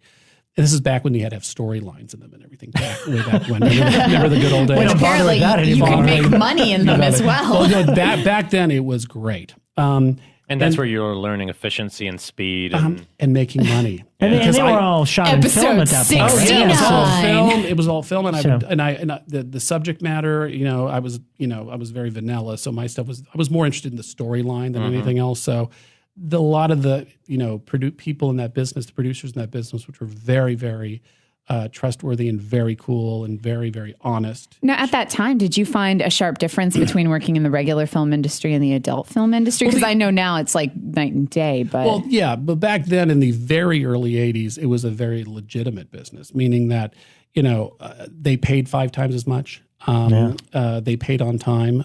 There was never an issue. Everybody knew their jobs. And there was a lot of people who I met in that industry who work with me to this day. But I basically raised about $60,000. And when I was 24, I said, I'm going to make a movie called Succubus, which is a female Freddy Krueger. It'll be my first R-rated movie. And then I'll make the transition, not necessarily stepping up, but moving sideways into another genre. I was going to stay in low budget. I was going to use all my skills that I learned being efficient, and did Dream Maniac, which was the first horror film, Dream Maniac. And I partnered with Charles Band on that, and which was the weirdest. How I met him was very odd, because it's always I've never gotten any kind of work from a resume. It's always been from references. That's how Hollywood's done. And it's the craziest racket. But the wife of a production assistant I was working with wrote the script for me, and she knew somebody at Empire, and she used the script as a writing sample to get another writing job. Empire liked the writing sample. She said that she'd already sold the script to me, and they wanted to meet with me. And within a 4-day period, this whole thing kind of came together. And Charlie Band said, I'm now your partner, and I want to come up with half the money, spend more money on this thing. I'll come up with the other half. You'll be my partner on it, and I'll distribute it. And I said, well, I was living literally 2 blocks from Empire Pictures at the time. So I said, sounds good to me. And I'd always been a fan of his. And when I was a projectionist in Portland, I would show his movies, So it was kind of neat. And that started a relationship with a very prolific producer. And I ultimately directed about 40 movies for him over the years. So, but Dream Maniac, Creepozoids, Sorority Babes, movies like that. And back in the early to mid 80s, VHS, it would kind of exploded. You could not make enough movies. It was literally, you never left a pitch meeting without a deal. It was unbelievable. And if you could make a movie for a price, well, we can go back to that. All of us are shaking our head right now. It was a hermetically sealed industry back then. There was no internet. There was no fax machines. Are we talking about early YouTube here? We're talking. No, we're talking the 80s. So the mid 80s, but and the studios hadn't unleashed their library yet. So the video stores, and there were a lot of them, needed new movies, and they were selling. Distributors were selling for $80 each. So Charlie said, David, I could use 100 of these things. So let's just keep making them. But, I was young, and I was enthusiastic. So I met with every company in town, and like there's 3 or 4 different companies that I was making a lot of movies for. But at that time, there was not very many of us doing it, because to do a movie for a price in 35 millimeter, on budget, on schedule, and deliver on time, you had to have a little bit of skill, and the budgets were so low that we had to deliver high-powered, exciting action movies, car flips and explosions and body burns and monster effects. This is pre-CGI. So this stuff all had to be done live on camera, which cost, a little bit of money. And so there was like 6 of us. I mean, there was me, there was Fred Olin Ray, Jim Wynorski, David Pryor at AIP, Roger and some of his team. But in terms of just being in production, in pre-production, production, and post-production consistently for years, it was like 6 of us. So it was a great time. And in the 90s, when the 90s started kicking in and VHS and the international market started to soften a little bit, that changed. And because now you had to make much bigger movies, there was a much bigger risk. But the 90s, actually, I did pretty well. I became a director for hire, but I did things like start my own video label called Cinema Home Video, and hired a lot of young filmmakers to make movies for the label. Did you ever have to use I remember when Jim Wynorski had to use his other title, his other name, because is it Brian Andrews or something like that? Because he realized the marketplace didn't actually want to buy multiple Jim Wynorski films in a year. So by having another name, he could actually get the same kind of value. Did you have to do things I had like 10 names. Yeah. Wow. Yeah. Ellen Cabot, Victoria Sloan, Jack Reed. She's good. Victoria Sloan films. Actually, we were trying to book her as a guest. She's all whore. she'll work for anybody. Absolutely. I think Fred had a couple of names as well. These are all my buddies now. It's kind of funny. We look back at all those days, and God, we were all busy. But no, in the 90s, it was the weirdest thing. I went to, Charlie built a studio in Romania, and he sent Ted Nicolau, and he did a movie for them. And then no other director wanted to go to Romania. So they sent me out there, and they were giving these other directors 10 weeks to shoot a movie, and they gave me 2 weeks. So wow. What I've always said, what I lacked in talent, I made up for in efficiency. So that's why Charlie hired me. And whenever he had no money or like 3 rolls of nickels, he would call me if he needed a director. So I always was the guy that was like the C unit guy that would go in and make the movie for a nickel. So what was Romania like? Because I have seen Ted Nicolau speak about it was blood species. The second one. The second one. Yeah. And it sounded like the Wild West. Well, it was great. It was great. I mean, we would go over there. I mean, again, this was also before the internet and everything, so communication was very weird. And we would sort of parachute in, and we'd have a satchel of cash, and we'd have like 30,000 feet of film. No, it was exactly. It was unbelievable. And we would get there, and it was like madness, and cars were on their hoods on fire, and there were bullet holes everywhere, and wild packs of dogs, and let's make a movie. Pollution, and the currency wasn't transferable, and we'd go in with greenback. It was the craziest Wild West. But I went in there, and I was look. I mean, to me, it's like I always had a discipline where you always made a movie, and you always brought it in on schedule at all costs. You made your day, and you made it in 12 hours, and you finished on time. Yeah. And so, going into the third world, going into a communist work ethic society, and trying to shape a nation was a little challenging, but I still brought those movies in under schedule. So, and the first one was called Lurid Tales of the Castle Queen, and it was 16th. Sexy. Yeah, it was very sexy. It was a 16th century costume drama with powdered wigs and sword fights and horse and buggies and ballroom scenes and everything. This does not sound like a Charlie Band picture. And a lot of naked chicks. There's That's Charlie Band movie. It was an Ellen Cabot movie, and I did that one in a film called the Petticoat Planet, which was my all-female Western. Oh, I own that. Yeah. Elizabeth Caton. And Betsy Lynn George from Cradle of Love, Billy Idol's Cradle of Love. And so I did those 2, and I did the first one in 11 days and the second one in 9 days. So Charlie kept sending me back, but it was he decided he was going to build a movie studio there. So he goes, I'm buying 100 acres and we're going to build a studio. And you'd see people in Cossack hats with like a little donkey and a thing. It's like, this is crazy. But I remember on Castle Queen, on Petticoat Planet, I was shooting on the sets of a movie that Charlie did called Oblivion. and that my buddy Sam Irvin directed. And I remember I was looking out the Old West set while we were lighting, and I was watching them build the sound stages. And they were building the sound stages, so you'd have mortar being built, and then the set was being built at the same time in the middle. So the walls of the sound stage and the set were, it was the craziest thing. And then they would drag out these old World War II speakers, so whenever we would roll sound, they would announce in Romanian over these gigantic World War II speakers, and it sounded like an air raid. It was the craziest.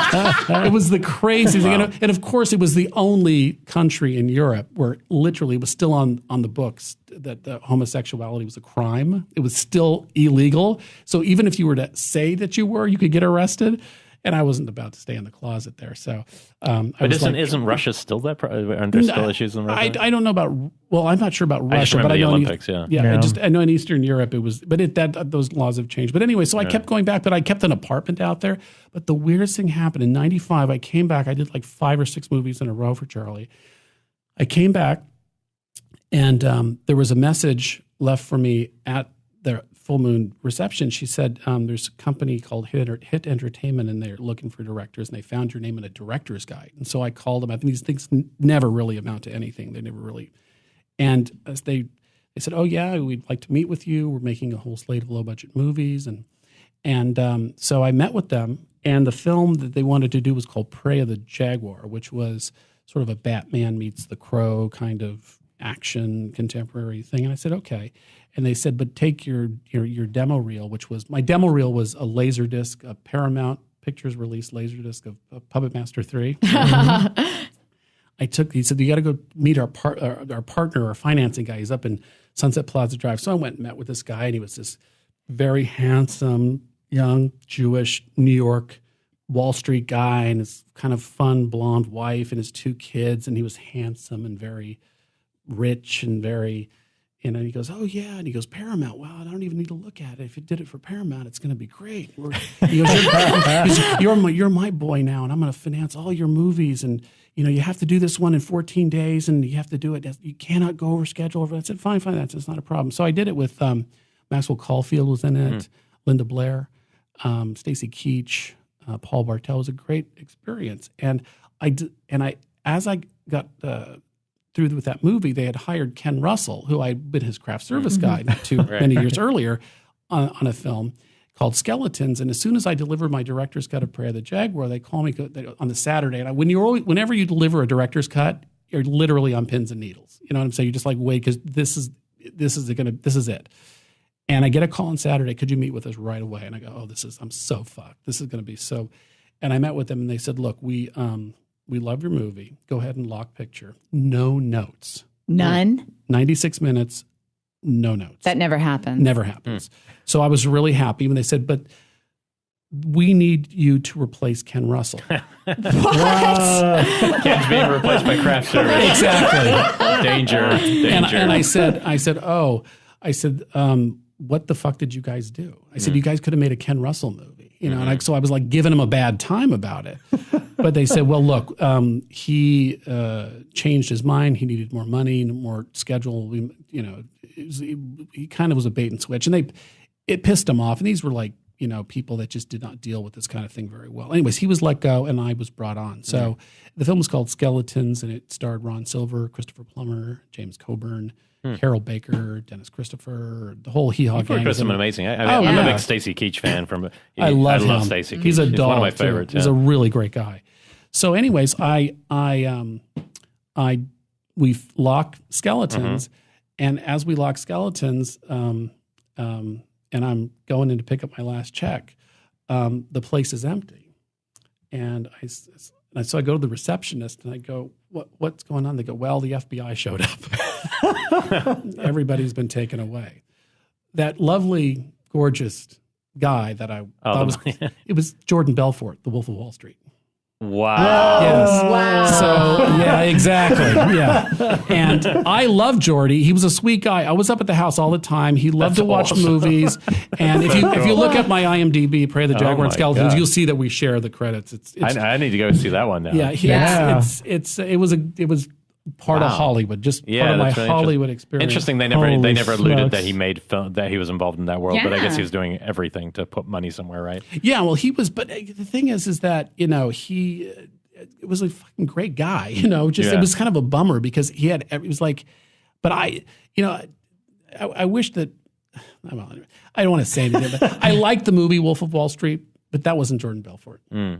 And I like Leonardo DiCaprio, but I'm not the biggest fan. And he missed one thing, and that's what I think made that movie implode on me, was the fact that Jordan Belfort was a seducer, and Leo was not. They made him more of a motivational speaker. Yeah, he was very energetic. And you can't pull hundreds of millions of dollars out of somebody's pocket by being a motivational speaker. You can do it if you're a seducer, and that's what Jordan Belfort was. Well, and see, also that's what McConaughey has. Exactly. Innately, I think he has that ability when he's on screen. He probably would have been it. Exactly. And is there somebody out there who looked more or could have been played? No, I think Leo was, as an actor, maybe that was the best they could do, but I just wish that he would have been more of a seducer, more of like, not sly and sleazy, but just that Jordan, I sat there and I was just watching this guy, and I've heard it all. Yeah. I've seen it all, and I've done it all. Okay? That's the core of our episode. That's it. 69. And so, but Jordan Belfort was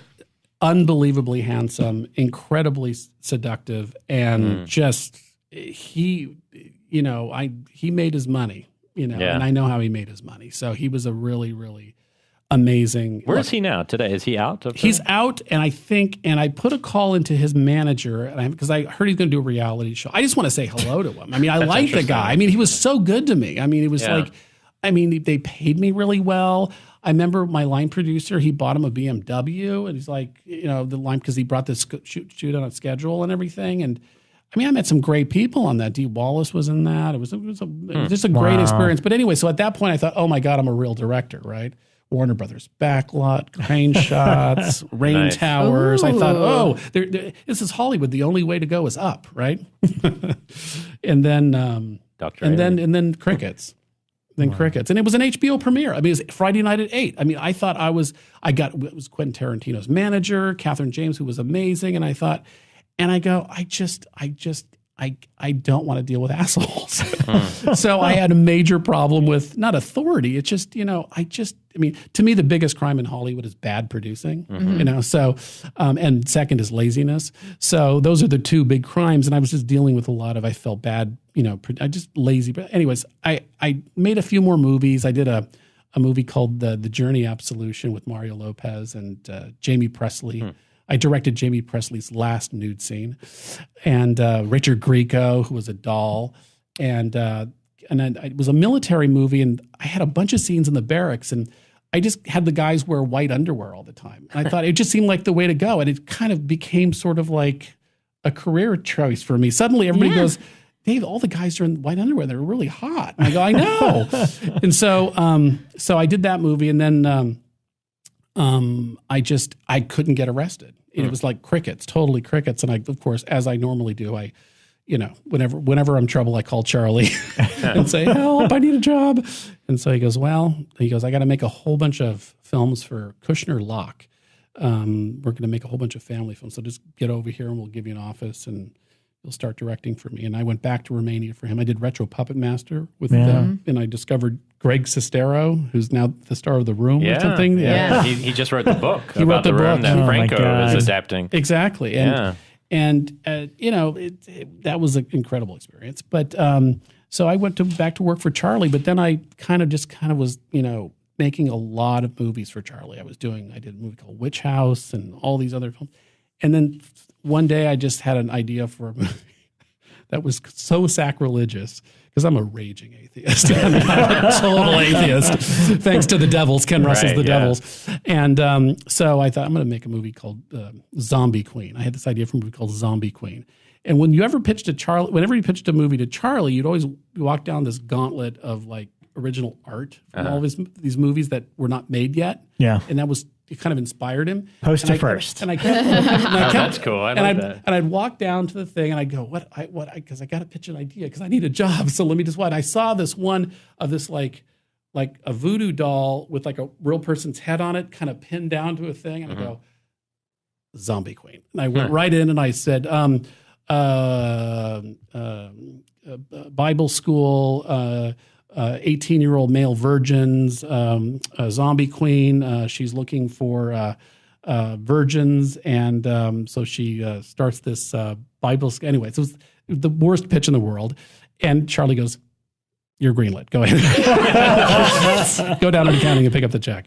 And so this is a movie that exists in the world. It was called Zombie Queen. It was called Zombie Queen when we shot it, and then we retitled it Voodoo Academy. Okay. And then Voodoo Academy became ultimately the biggest career trajectory for me. I have Voodoo Academy. Yeah. I have never watched it. Is it on DVD or on VHS? I thought I owned it on DVD. Is Okay, that that's the one put director's out by cut. Image or Level No. 33? No. No, it's a full moon? Mm-hmm. I must check. But anyways, it's the craziest movie in the world, and he did very well at Blockbuster and Hollywood Video and all that. So I kind of just said, "Fuck it, I'm just going to start my own company," and I started this company called Rapid Heart Pictures on my dining room table in 1999, and I did a movie called Ancient Evil: Scream of the Mummy, and then I did a film called The Brotherhood.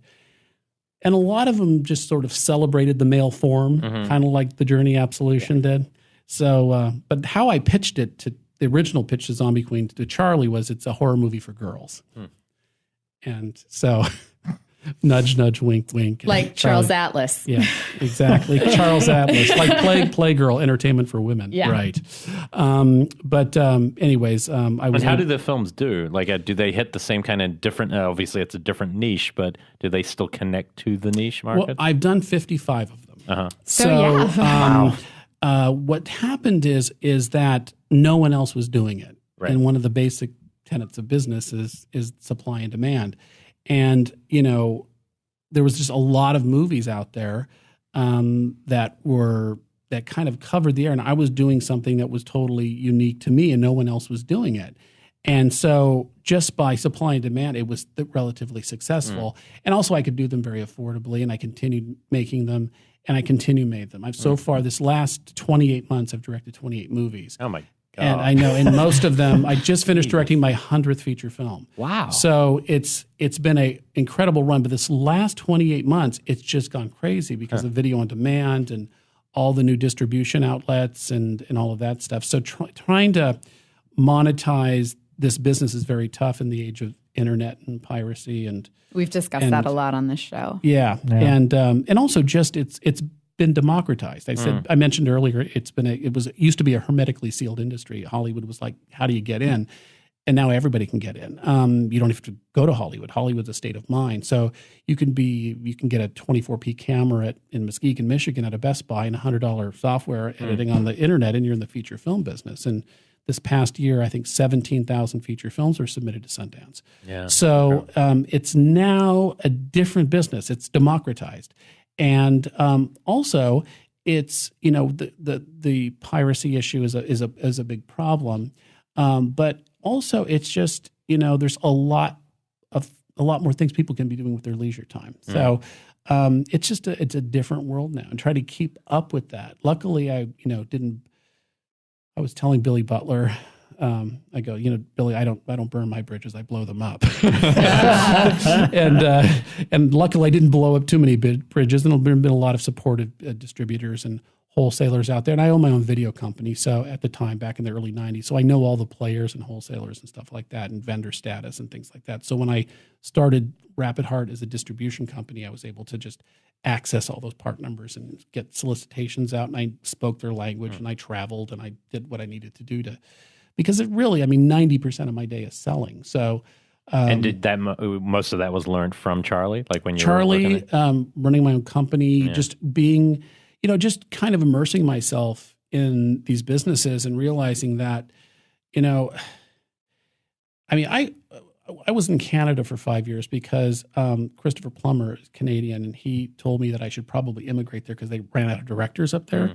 And so this was in the mid to late 90s, and I have a French last name, so I kept getting phone calls from Canadian producers saying, "Are you Canadian by any chance? We're out of directors up here. And we need to access all the Canadian content financing, so we need at least a Canadian director." And I said, "No, I'm not."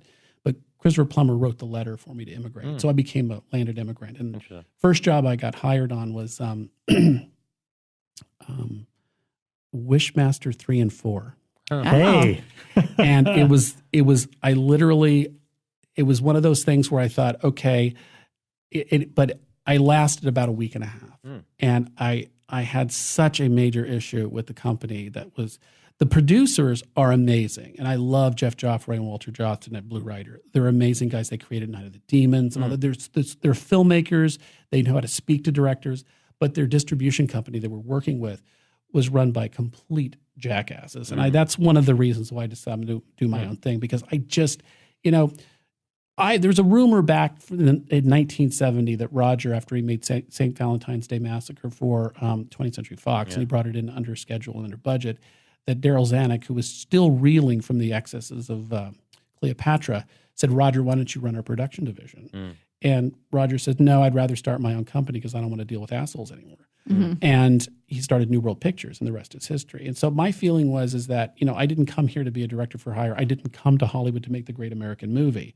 I came here to immerse myself in the film business, make movies that I like, and work really hard to find other people who like them as well so I can continue making them. So I never really, was never really trying to do trends or anything, but I just kind of wanted to do my own thing. But I was never really in it to change the world. I was in it to do my own thing, and make my own movies and sort of remember and be nostalgic about the old days and why I got in the business and why I got into movies. And so that's kind of what I'm doing now. And it's like I said, it's been really, really busy. I did a whole slew of family films because I thought I'd try my hand at that. So movies like A Talking Cat and Easter Bunny Puppy and Christmas Puppy and See, that's the Santa's puppy. Summer House. I made the comment last year at AFM that every single poster I saw at AFM had a puppy in it. And you directed them all. I directed probably a half dozen of them. Wow. But no, it was fun, just completely not my cup of tea, but I like doing them, and I got to work with some fun people. Has there been any stories that have maybe, not like a dream project necessarily, but something that would break the mold of what you've been doing that you would still really like to do, that maybe is a different kind of movie, maybe less marketable? Well, I did a film back in '96 called Leather Jacket Love Story right before I did Skeletons. And it was more of a labor of love, black and white gay art movie. And back in the mid-'90s, before digital, direct a gay movie, tour the world. So I did the whole film festival circuit. I enjoyed it, but I got it out of my system. Back when it was called queer cinema. Queer cinema. Todd Queer cinema. And Todd Haynes, sorry, of course, Todd Poison. Haynes. Yeah. And there was a lot, but it had to be artistic. I mean, that's what's interesting about what you've done. You've made entertaining films for a gay audience, which is different than what was. Well, Leather Jacket Love Story was a movie with a happy ending. It wasn't a movie about AIDS. It wasn't a movie about coming out. It wasn't a movie about gay bashing. It wasn't a movie about, why God am I gay? It was a movie about love and maturity and celebration of being gay and trying to find your better half. And it was romantic and it was funny. And we had Mink Stoll in it from the John Waters movies. We had drag queens in it. We had Nicholas Worth. We had it was just a crazy, fun, sexy movie. Lots of nudity and lots of sex, but it was a romp. And and critically, though, I mean, many of the critics liked it, but many of them said, new queer cinema, no romance. Somebody's got to die at the end. This is not fun. We want to. We want remember this. Swoon? Yeah, I mean Swoon, and there was another one too. I can't remember. Christine Vachon was obviously producing a lot of stuff for. She's incredible. Yeah, she was incredible big taste. voice. Incredible taste. And she was we opened Leather Jacket Love Story. We opened it at the New York Gay and Lesbian Film Festival at the Joe Papp Theater. We were opening night film. And she was there at the party and stuff like that. And she was very, she was like, it's tough enough to make a movie. So I'm glad you were able to do it. We did it for a nickel. But I got it out of my system. And so nowadays I really want to just, if I wake up with an idea for a movie, like I do all the time, I'd like to just hire the writer and go make the fucking movie. I just don't want it to be I just don't want to go through that whole thing again. You know what I'm saying? What's the quickest you've made a film? Or the shortest shooting schedule? Well, I mean, I thought I was doing great when I was shooting them in 4 days, and some of the movies I've recently done in 2 days. Sometimes one, but I try not to do that too much. 2 days, 3 days, 6 days. Short schedules. I mean, I work pretty efficiently, and like I said, I've worked with good directors who I knew how to get to what I needed to get to pretty quickly and could communicate on the set really well and everything. But I came up with an idea about 6 months ago. I woke up one morning and I go, because I'm from the Pacific Northwest. And I remember when D.B. Cooper jumped out of a plane in 71, and I remember Bigfoot and everything. And I said, well, why doesn't anybody ever put these two together? So I came up with Bigfoot versus D.B. Cooper. D.B. Cooper versus Bigfoot versus D.B. Cooper. And so I called the writer, and I had a script in 4 days, and it was really cool. Called Eric Roberts, called Linnea, and we made the movie, and it's out now, and it's great. So it was just, you just based on, the enthusiasm and the drive and just keeping it, just keeping the excitement up and getting it out there. How does the money come for things like this? And not if it's like saying detailed, but like if you have a quick film that you want to make like that, and you're going to get Eric Roberts, obviously there's certain day rates and everything. How, is it just your own money from previous films? Well, I brought in, so once in a while I'll bring in a partner, but for the most part I just do it myself now. I just roll the cash into the next movie. But I have partners on certain films and things like that. If there's I get people that, come in and said, like, Dave, it's like, somebody, you're obviously making money with these films. So can we get involved in this somehow? How do you want to? And it's, so I brought in some partners on occasion, and it's worked out, pretty well, actually. So what's your biggest money maker just of all the films you've ever worked dollar on? For dollar? Without advertising. Well, the dollar for dollar, probably something like a Deadly Embrace, which I'm holding. Yeah, which is part of the part of the Linnea Quigley Grindhouse triple feature available at rapidheart.tv. Is that Jan Michael Vincent? It sure is. On the back. I cannot wait to watch these three. Yeah, I've been really, really lucky in getting some great cast. I did a family film called Santa's Summer House, and I thought to myself, I said, okay, Santa's Summer House, it's a group of people, and it was a very, very cute script. And I thought, well, who is the most successful independent producer out there right now? I mean, just in terms of scope of movies, and it would probably be Avi Lerner, right? At New Image, at Millennium, probably Avi Lerner, the Expendables movies and all the he's an indie producer, but he's making big movies that open big. So I thought, well, how would Avi Lerner cast Santa's Summer House? I wonder if he would cast it with a bunch of 90s action stars. And so I did. So I did a Christmas movie with Cynthia Rothrock, Daniel Bernhardt from The Matrix, Gary Daniels, Kathy Long, and Chris Mitchum. And it was kind of merging so it's kind of an Expendables Christmas. And I did well with it, and all of them came in for the right price because there was no fighting or action in it. And they never get offered Christmas movies. They all wanted to work together. So, so that one, that's out now. And Bigfoot versus D.B. Cooper is out. A movie I did called Devilish Charm is out right now. Creepy Carrie is out. All of this stuff you can see at my website at rapidheart.tv.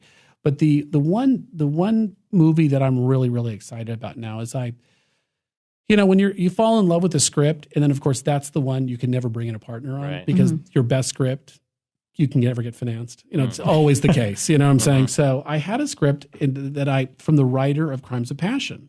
He and I became friends on that, and so we kind of developed a script. 14 years later, we still get things financed, and it was a very witty sort of Agatha Christie, sassy thriller because Barry Sandler, the writer, also had written The Mirror Cracked with Elizabeth Taylor and Rock Hudson, and he also wrote all the bitchy lines for Diana Rigg and Maggie Smith and Evil Under the Sun. And so he was really good at that repartee. Crimes of Passion is a good example of that witty dialogue. Tony Perkins and Kathleen Turner were hilarious.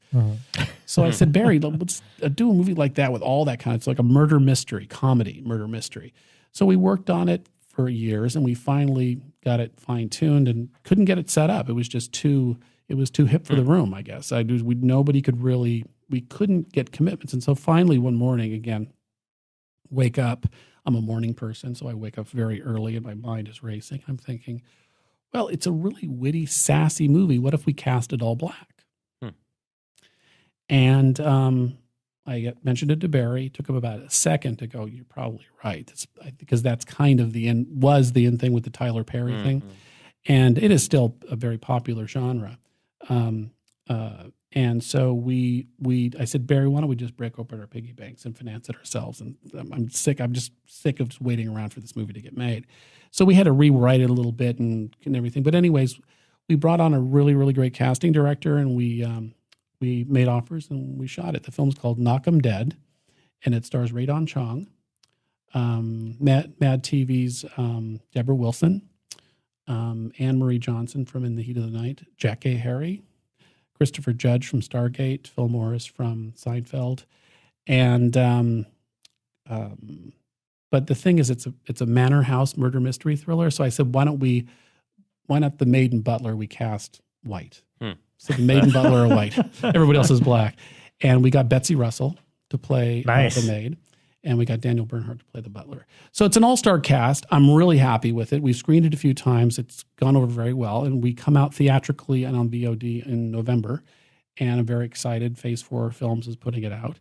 And then on DVD in January. So that, in answer to your question, was there anything that that was the one. Yeah, that was the one. And it was a long road home. Let me tell you something, that it just, you don't know what you're looking at after 14 years of reading the same script. You just don't know you go, why can't I set this up? Yeah. I mean, I can go in and pitch a log line and leave with a check. You know what I'm saying? I can go in and say, I kind of have an idea about a thing and then maybe kind of a thing and then you're funded.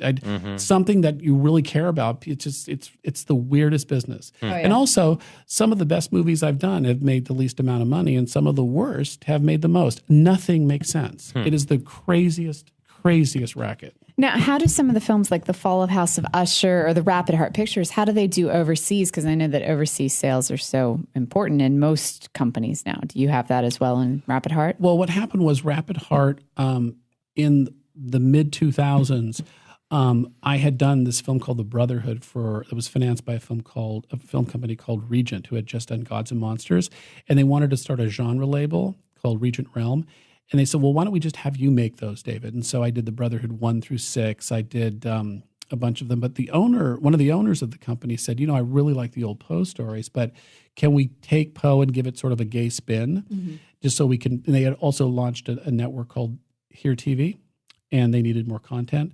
So I did Edgar Allan Poe's The Pit and the Pendulum, House of Usher, and I think one other, I can't remember which one it was, but I did a whole slew I did like 22 movies for that company through my Rapid Heart banner. So I produced and directed them and developed them and everything. And it was like the micro budget label, and got them a lot of content that was genre related, that would appeal to that audience, that wasn't necessarily gay, because my stuff, it's, in 98, I just stopped doing the nudity thing because I got tired of negotiating nudity. In the 80s and 90s, I literally have probably been in the same room with more naked women than both of you guys. Yeah. I mean, it's just literally, I tell Linnea Quigley, last time I saw her, we were doing commentaries on it. I said, Linnea, I've seen you naked more than I've seen myself naked. She goes, I know. That's funny. So I just got tired of the negotiation and all the this and the that. So I just said, well, let's just be really sexy. And at the same time, there were 3 magazines, Stuff, FHM, and Maxim, that had no nudity, but they were outselling Playboy. Yeah. Because the chicks were hotter. And I thought, if I use that philosophy, keep the undies on, but go for the hotter talent, And that's what it was. Just the minute nudity is required, 99% of the talent pool says no. Right. Especially for me. If it was Ang Lee, it would be a different story. Right. But if it's a low budget movie and it's like, nah, I'm not going to get naked for you, sorry. And who wants to see Ang Lee in his underwear? I'm just saying, if Ang Lee is directing a movie and offers, James Vanderbeek a nude scene, he's going to do it. I mean, but when I make the offer, they're going to say, what kind of movie? So I just said with the sexy stuff. So I was making sort of gay appeal movies. And so I don't know if I'd necessarily say they were gay movies, but I think they probably were pretty darn gay. I think anything I do now is probably gay. And some people said Sorority Babes and the Slime Ball Bowl-O-Rama is the gayest movie I ever made because I had the Bride of Frankenstein in the fucking thing. So I don't know. I'm an openly gay guy, and being gay is like number 14 on my list. I can't decorate an apartment. I don't know how to dress, but but I'm gay, and it seems like my choice in the dudes that I hire seems to appeal to a gay audience. So, and a lot of women like my films too. There's at least 3 or 4 out there that do. I'm pretty sure. I liked Fall of House Usher. I had to review that one for Fango, like way back Which when. one? Had to. I like the way you worded that. No, was it the gay one? Assigned, yeah, it was it mine? It was the one where, if I remember correctly, Roderick gave another guy a blowjob? No, the Gardner Blue Roderick. That was it. Okay, sorry about that. Has Roger ever seen this film? You know what? Compare it to Vincent's role. You know, Roger is such a. I had dinner with he and Charlie Band like about 4 months ago, and it was kind of cool. I don't know if he can remember. He's like 600 movies ago, if he could even remember me. But we talked, and he's like, I think Roger's into anything that would make some money. So I think it was kind of cool. His wife has never really liked me very much, but Roger's like, a 4-day Christmas movie. Yes. he's like running the numbers in his head.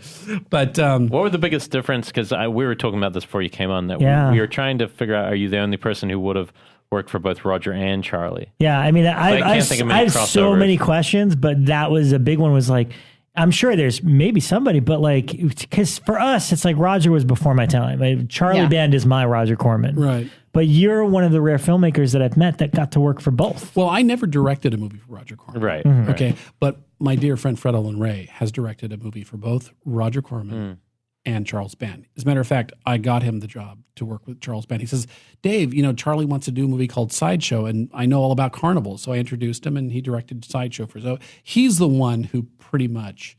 So we'll get him on. You haven't had Fred on? Not yet. Oh, you had Jim too. Jim, my good friend from film school, has been Jim's assistant and now is his producer for like 8 years. Who's Steve this? Goldenberg. Oh, I know Steve. Steve's been Steve's like one of my worked close for friends. me. Steve worked for me like a half a dozen movies or something. And no, Steve Steve's a doll. just produced on Cobra Gator, I think, for Corman. And they did Shark and Soul Prison with Warnowski recently. So it'll be interesting to hear. But Lizard Man he made, and I'm the Lizard Man. So, Steve Goldenberg's an interesting guy because he was very persuasive, and he's very much a salesman. And he's like, Dave, I came to L.A. to work for you, Fred Ray, and Jim Wynorski. That's it. And I can tell you, and no, it's interesting. He's the only person who went to our film school who achieved his high point of his dream. Because in film school, that was his dream. His dream is like, oh, imagine if you could work for Corman or DeCoteau or Warnowski. And then he moved here, wrote Warnowski a fan letter, and was his assistant straight away. Wow. And I remember the first thing I did, we got here 2 days after I moved here. He made my wife, because they were out of town, he made my wife clean Jim Warnowski's girlfriend's house, which is basically, she has something like about 200 animals. Oh my God. Like any animal you can imagine, and birds and cats, and there's just shit everywhere. And so that was the first gig we got, was cleaning this apartment for this woman who was in camel spiders, and yeah, exactly. But I kind of respected him because he came here with something in mind, and he has really slowly worked his way up. He's an assistant, but now he's producing movies. No, he's producing movies, and he's like hanging out with Roger on location, and Jim Wynorski and Michael Madsen, and Steve Goldberg. Cool, he's living the dream. Good for him. God bless him. And that's it's a similar kind of story. So after doing all these movies and making it, I realized I also worked with a lot of the Scream Queens, the 80s and 90s Scream Queens. So last January, I thought, let me invite all these girls I know, and these girls are like my buddies and stuff. And I thought, well, let me just do a little event, because I've always wanted to do a convention, put on my own convention, and nobody ever put on a Scream Queen convention. And I thought, well, wouldn't every red-blooded heterosexual male horror fan want to go to a Scream Queen convention? Yeah, and probably not just them. Yeah. Gay ones would be all over. I think so too. Yeah. But I thought, let me do it. So me and my friend Joe LaCour kind of, over a period of months, started kind of putting it together. And I talked to Del and Sue over Dark Delicacies in Burbank, and I said, I want to put on the Day of the Scream Queens. So we put it together, and I invited 16 of my girls: Linnea Quigley, Michelle Bauer, Brink Stevens, Alen Udi from My Bloody Valentine, and Darcy DeMoss from Friday the 13th, Part 6. And it just, Donna Wilkes from Jaws 2 brought everybody in, and it was a big hit. So we're doing it again. And I can't believe I didn't bring my flyer with me. I left it out, but I've got a lot of girls in this one. So it's January. I know it's early, but it's the second annual Day of the Scream Queens. Start planning now. Yeah. January 25th. January 25th at Dark Delicacies Bookstore in Burbank on Magnolia. I've got Adrienne Barbeau coming, who I directed in Ring of Darkness, who I adore. I've got Vanessa Angel coming in from Weird Science and Kingpin and everything. Yeah. And who else do I have? I've got Linnea Quigley, Brink Stevens, Michelle Bauer coming back. I've got Lorraine Landon from from Hundra and Maniac Cop 2 and 3. And Larry Cohen's driver. Excuse me, his writing partner. She's his writing partner. How have you not, and you might have because you've made 100 films, how have you not worked with Sybil Danning? How's that possible? It's true. It's funny that you should say that because I met her at one of Fred Olen Ray's parties. Now, this is one thing about going to Fred Olen Ray's crazy parties. He had these Christmas parties, and they would have like John Philip Law and like Sybil Danning, and I don't want to name drop too much here, but I'm gonna. But it was just like this brink, and then Robert Quarry, who's like going, "That Martine Bestwood was the biggest fag hag in Hollywood," it's just these crazy. But I met Sybil there, and she's like sweet and warm and everything because she was always those tough broad. She's very steely and quiet. Action movies where she would introduce those. They were amazing. Yeah, and she was, and I go, well, we got to do something. And then she left the business for a while, and she's back, and so we're always talking about doing something. But and I've made a few offers, and they haven't been exactly right, So we're finding. Trust me, do it. Yeah, no, I will, and we will, and it's just we just haven't found the right thing. But part of this whole Day of the Scream Queens thing is the women that I've invited had to have been directed by me, at least once. Mm-hmm. So it is. I've got to do what I've got to have some sort of system because otherwise every one of these girls is calling because like last time they go, why are you invited? It's like, I've never directed you in a movie. Sorry. But I want to do these girls a little bit of a thing because they sell their autographs and it's kind of it's a free entry thing. Everybody comes in, it's free and it's fun. They're all together and it's terrific. We got Cherie Curry from the Runaways come in. I put her in a movie called Hansel and Gretel that I did for Trimark. Who else? I can't remember. I didn't bring my list. I can't believe Was it online? This. No, it's on my little flyer. Remember that stack of flyers? That little stack of flyers. I'm pointing. There's a Facebook invite as well. Yeah, there's a Facebook invite. I'm so listen. You've got several months. Yeah, we have till January. We might make it. Send them our way before it starts. Just send all the girls over. And exactly. No, I'm really, really excited. Judy Landers is going to be there. I can't remember. I have a lot of questions, but let's go backwards. Let's start with the Scream Queens thing because you've directed so many that I personally consider real Scream Queens. How do you feel about the way that people, I guess, use or manipulate or exploit that term these days? Because nowadays there's like younger actresses that do a horror movie or two that I've never heard of, and then they're on the convention circuit as "quote unquote" Scream Queens. And if you haven't heard of them, Rob, I mean, like Linnea Quigley is a Scream Queen. That's what I think of when I think of that term. So, being that you have an event called the Day of the Scream Queens, I mean, how do you feel about people that use that term purposely? I've used that term. Like, for example, Carolyn Gordon, who was in Reanimator, Dolls, and From Beyond. She's Stuart Gordon's wife. She says, David, I don't know if I'm necessarily a Scream Queen. I go, well, you've been in some classic horror movies directed by your husband, and you've been killed in a few of them. And I remember you screaming in a couple, so you qualify as a Scream Queen. Right. So she's like cool with it. But no, I guess, sometimes it's a bit of a stretch. I mean, Trina Parks, who was in my movie Immortal Kiss, she was Thumper in Diamonds Are Forever, the first African-American actress to be in a James Bond film. So she's not exactly a Scream Queen, but she was in my horror film, and she was in Darktown Strutters, and she was in The Mothers, and she's enough of a Scream Queen for me. But as long as they're legendary, if they just didn't show up and they did a couple. But I guess what he's saying though, also, can they be self-appointed? Because usually these people have been given a label. But nowadays it seems like people are going, "Oh, hi, I'm a Scream Honestly, Queen." They lead with it. It's a marketing term now. It's what you use to sell yourself apart from everybody else, to show that you're true to the genre. You call yourself a Scream Queen, right? Well, I was the first one to put Michelle Bauer, Linnea Quigley, and Brink Stevens in the same movie, and that was Sorority Babes. And thank you for that, by the way. You're welcome. As a young budding man. Thank you. Appreciated it. And we worked our asses off on that movie, and.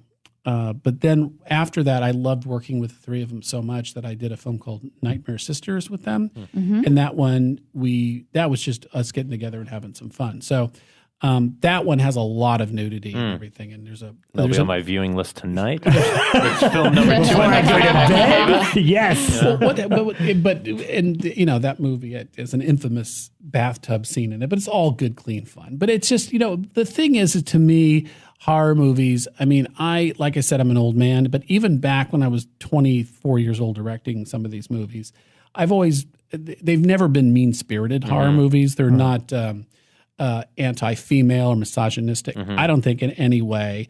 They celebrate women. I try to, at least. And the whole concept of violence against women, I've always just had an issue with it. And maybe I shouldn't be making horror movies, but I just never really got into it. Even though some of the early films were pretty brutal, and you really kind of had to do that in the 80s. That all changed later when the films had to be exported and sold and not have any censorship issues in other countries. What were the films, I mean, going way back, what were the films that even made you fall in love with horror? Well, the Hammer films. But probably just the Hammer films. I think that, but I really, again, I was on the Grindhouse circuit. I mean, I was a projectionist at the age of 15 in Portland. So, and I worked at the last Grindhouse in Portland, which was the Broadway Theater. So we had shown a lot of those 70s horror films. I mean, I was there opening night for the first Friday the 13th. I was at the sneak preview of Halloween in 1978 in Portland, Oregon, where no one even knew what this movie was, but it was called Halloween, and we went to it. What a feeling. And that was probably the movie that made me say, oh my God, who is this individual that directed this movie? And I did not realize a film could have the power of film. Because I was opening weekend at Jaws when I was very young in 75.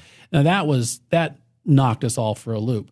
Halloween, no one knew about this movie. Yeah. And the poster was very sort of like it's a pumpkin. And we went, and the movie I've never in my life heard an audience scream as loud and as panicked as they were, to the point where it was like a riot in that theater. And no one was, and this is like Portland, Oregon. It's all Portlandy. It's all very sort of, we can pickle that. It's all, exactly. Exactly. Put a bird on it. So we were not prepared for what we had witnessed that evening. And I left we all staggered out of the theater going, oh my God. We were all very young. And so that was, although I love the Hammer films, those were the first horror films I think I ever saw. It was Halloween that really just said, this is an amazing, craft. This horror movie making can be really effective. And so I kind of fell in love with the horror movie. And then I also was there. And also Friday the 13th, for its lack of artistic sort of, intentions and things, it was obviously sort of shamelessly made in terms of just delivering the goods, which is perfectly fine by me. Yeah. I like that too, but that one had an amazing effect because opening weekend for the first Friday the 13th, certainly in Portland, Oregon, as everybody's in the lobby waiting to go in for the next screening, we all know what happens at the end of that movie. And the audience screams and the doors sort of shook when we were all in the lobby was packed. Cool. So we heard that. So everybody goes, oh my God, what are we going to anticipation? Yeah, it was like something happens at the end of this movie that made the door shake because the audience screamed so loud. You just can't go back to that feeling of seeing these movies before anyone knew what they were. I took a. That's why I wish I had a time machine so I could go back and see these movies when they came out. The only one for me was Nightmare, and that was seeing that it was on video, but it was before I knew anything about it. Nothing. I didn't know Freddy Krueger. And just seeing that for the first time was so scary because there was nothing. I knew nothing. And I feel now, by the time, we're of a generation that obviously we know what Texas Chainsaw is before we even see Texas Chainsaw. We know what The Exorcist is before we even see it. You know, and so it's a very different time now. And it's also interesting that, I remember opening weekend for The Shining. And the audience was laughing more than they laughed at Animal House. Wow. That's crazy. They thought it was a comedy. Weird. It was a packed audience, and they laughed the whole movie. So funny. And now people look at that as the ultimate exercise in horror. And not that opening weekend in Portland in a 700-seat theater. Audience they were howling with laughter. That's so interesting. Yeah. So you see, I was there. I'm a movie fan, so I go opening weekend. That's what you did back then. Now I just get the Netflix. Right. And I'm such an old man. But back then you went opening weekend, and I tell you, Nightmare on Elm Street opening weekend, it was very effective. But that movie got a lot of laughs too because they were trying to do something. Which, he was coming out of walls and coming through the thing and the foot and the step. They were pulling out every gate. They were spinning the house around. For a movie that, because the crew from Galaxy of Terror went right to Nightmare on Elm Street and they were all slumming. They said, "Oh, this Nightmare on Elm Street movie, they have no money. We're just going to." They kept running out of money. I mean, it was a problem production. Interesting. And it was really cheap movie. And so, but then I heard that the director of Hills Have Eyes was doing it. Then I had seen Hills Have Eyes, another one I saw without any fanfare. When you see that movie, Nightmare on Elm Street, they got so much on the screen, and that. I mean, it was really a visionary. How he had trouble getting that script sold is it's alarming to me because it's such a solid me think script. that people just couldn't have the imagination for it. Yeah. It was too much for them to even be able to visualize because it was something you hadn't really seen in horror. I was working Frank Darabont. We were PAs together, and he was going to see. He's David. I'm going to shoot my own little short film because I want to direct. And I said, okay. And so it was it was based on a Stephen King short film called The Woman in the Room. Oh, yeah. And so it was all of his friends came to work for free, and I was gripping on it for 2 or 3 days. And I was there, and his co-writer, I can't remember his name, said, "Oh, I'm getting ready to work on The Terminator." And I go, "What's The Terminator?" He goes, "Well, Jim Cameron got a movie." And they go, "Oh my God, Jim got a movie?" And we were all happy for Jim. And he goes, "Yeah, it's going to be really cool. They got Sting to play the Terminator. They got." And I go, "This is going to be great." Wow. And then the cast. David Warner was supposed to be Freddy Krueger. That was like part of the. Wow. It's just this. How interesting. There's one photo of him in makeup, apparently. It was like it would have been complete. I mean, those two Totally casting different. things, it would have been a completely different movie. So, as great as David Warner is, I do love David Warner. I do but too. not in that. I don't think Sting could have done Terminator. Yeah, exactly. No, I mean that was what I think the concept was. He was not supposed to be big, and I guess that was the idea. But he wanted Lance Henriksen to play it. We've had Lance, and Lance Which told us I that. could see. But Lance didn't even know. Well, Lance told us that he It had took no years. idea that he was being considered for that. It wasn't until a producer said, you were being pitched to. And he goes, I think it was didn't." Gail, yeah. Yeah, he just thought he was being used as a model for it. And he really didn't know. It wasn't until years later that he's like, "Oh, you did really want me for that role." That's funny. It was. I mean, Lance Henriksen was on the set all the time on Galaxy of Terror. He wanted to be. He read for it. I mean, I was helping on casting with Virginia Chase on Galaxy of Terror. We had Henry Gibson came in to read. Ferdy Mayne came in to read. There was a lot. I mean, Robert Englund did come in to read for that.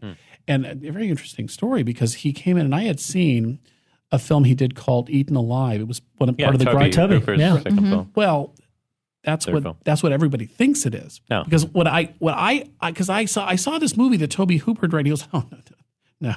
He said, "Yeah, I was in it, but yeah, Toby left after 3 days. The editor did the rest of the movie." Wow. Now, I'm not sure if that's supposed to be told to anybody. This is what Robert Englund told me when he came into audition. This is before. So it's exactly like Poltergeist. There's rumors. But I thought that. So I don't know. This will be a controversial episode.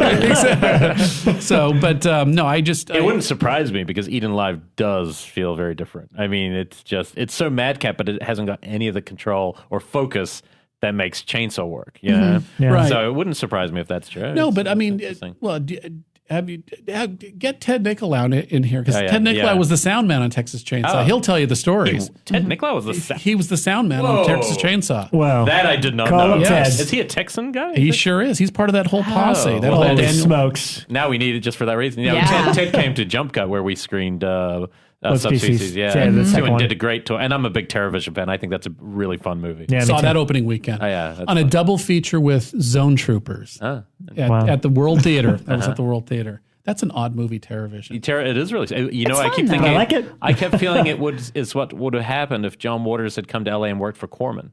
Like if John Waters had made his film, but for Corman, You're right. I felt like Terrorvision would have been that movie. But it was another one of those like adorable monsters. No, the monsters are cute. He's so cute. Yeah. I just remember Mary Woronov and Diane Franklin was funny. Garrett Graham, I think, was in it. Yeah, I great wanted cast. that hair when I was a kid. First watching it, she had like the multicolored, like spiky hair. I wanted that too. Was Mary one of the Elvira character? There was an Elvira character who was in a studio filming her show. I can't remember. No, that was the mother. I thought Mary Woronov was the mother. Oh, she might have been. Yeah. I can't remember who played the Elvira character. I'd love to see that again. But no, it was. But movies like Eaten Alive, they just kind of showed up. You see the ad in Friday's paper. It was Eaten Alive, and you went to see it. There was no hype. But also Halloween. I don't know if every 3 months Halloween came out. I mean, it just played for like 4 years. Every 3 weeks, Halloween's going to play again. It's just, they just milked, and every print. I think it was like only 100 prints on that movie because the prints that we would get near the last of the 40, they were just all. But then sometimes they put it on a double feature. There was a double feature. It never got a play date in Portland until it played double feature with Hollywood. It's called The Hills Have Eyes. Now, nobody even heard of this movie, and it came out bottom of the double feature, Mall 205 Theater. Movie starts. And it's got a little, first of all, Robert Houston, the blonde kid with the little white shorts. I mean, he's so cute. So I kind of crush on him. So I was like, I love how you remember all the shorts. I remember shorts. You're really good. I remember that the girl was wearing a shirt.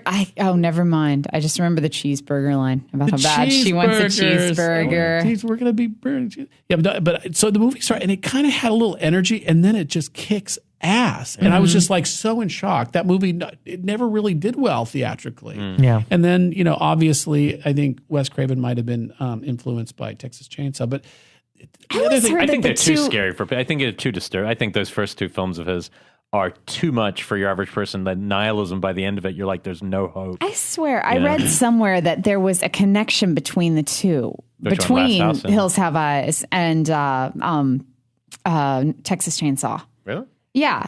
Can I borrow your phone? Mine's dead. There's just a level. There's a level of energy in those movies, because I always kind of consider like another thing. Like I remember when The Exorcist came out in '73, I think, and then it kind of came out again in '75. There was another movie where the audience was belly laughing the whole time. Isn't that crazy? Surprising. The Exorcist. Yeah. But then, but that must be played different with different like populations, because in a strictly Catholic kind of population, that would probably play gangbusters. Yeah. But the Exorcist. I mean, the Pope should. What is that? Who is it that said the Pope should pay John? John Landis said the Pope should pay William Friedkin a lot of money because he created so many Catholics. Yeah. So many people went to church after that movie. But no, that was. I mean that movie. How William Friedkin.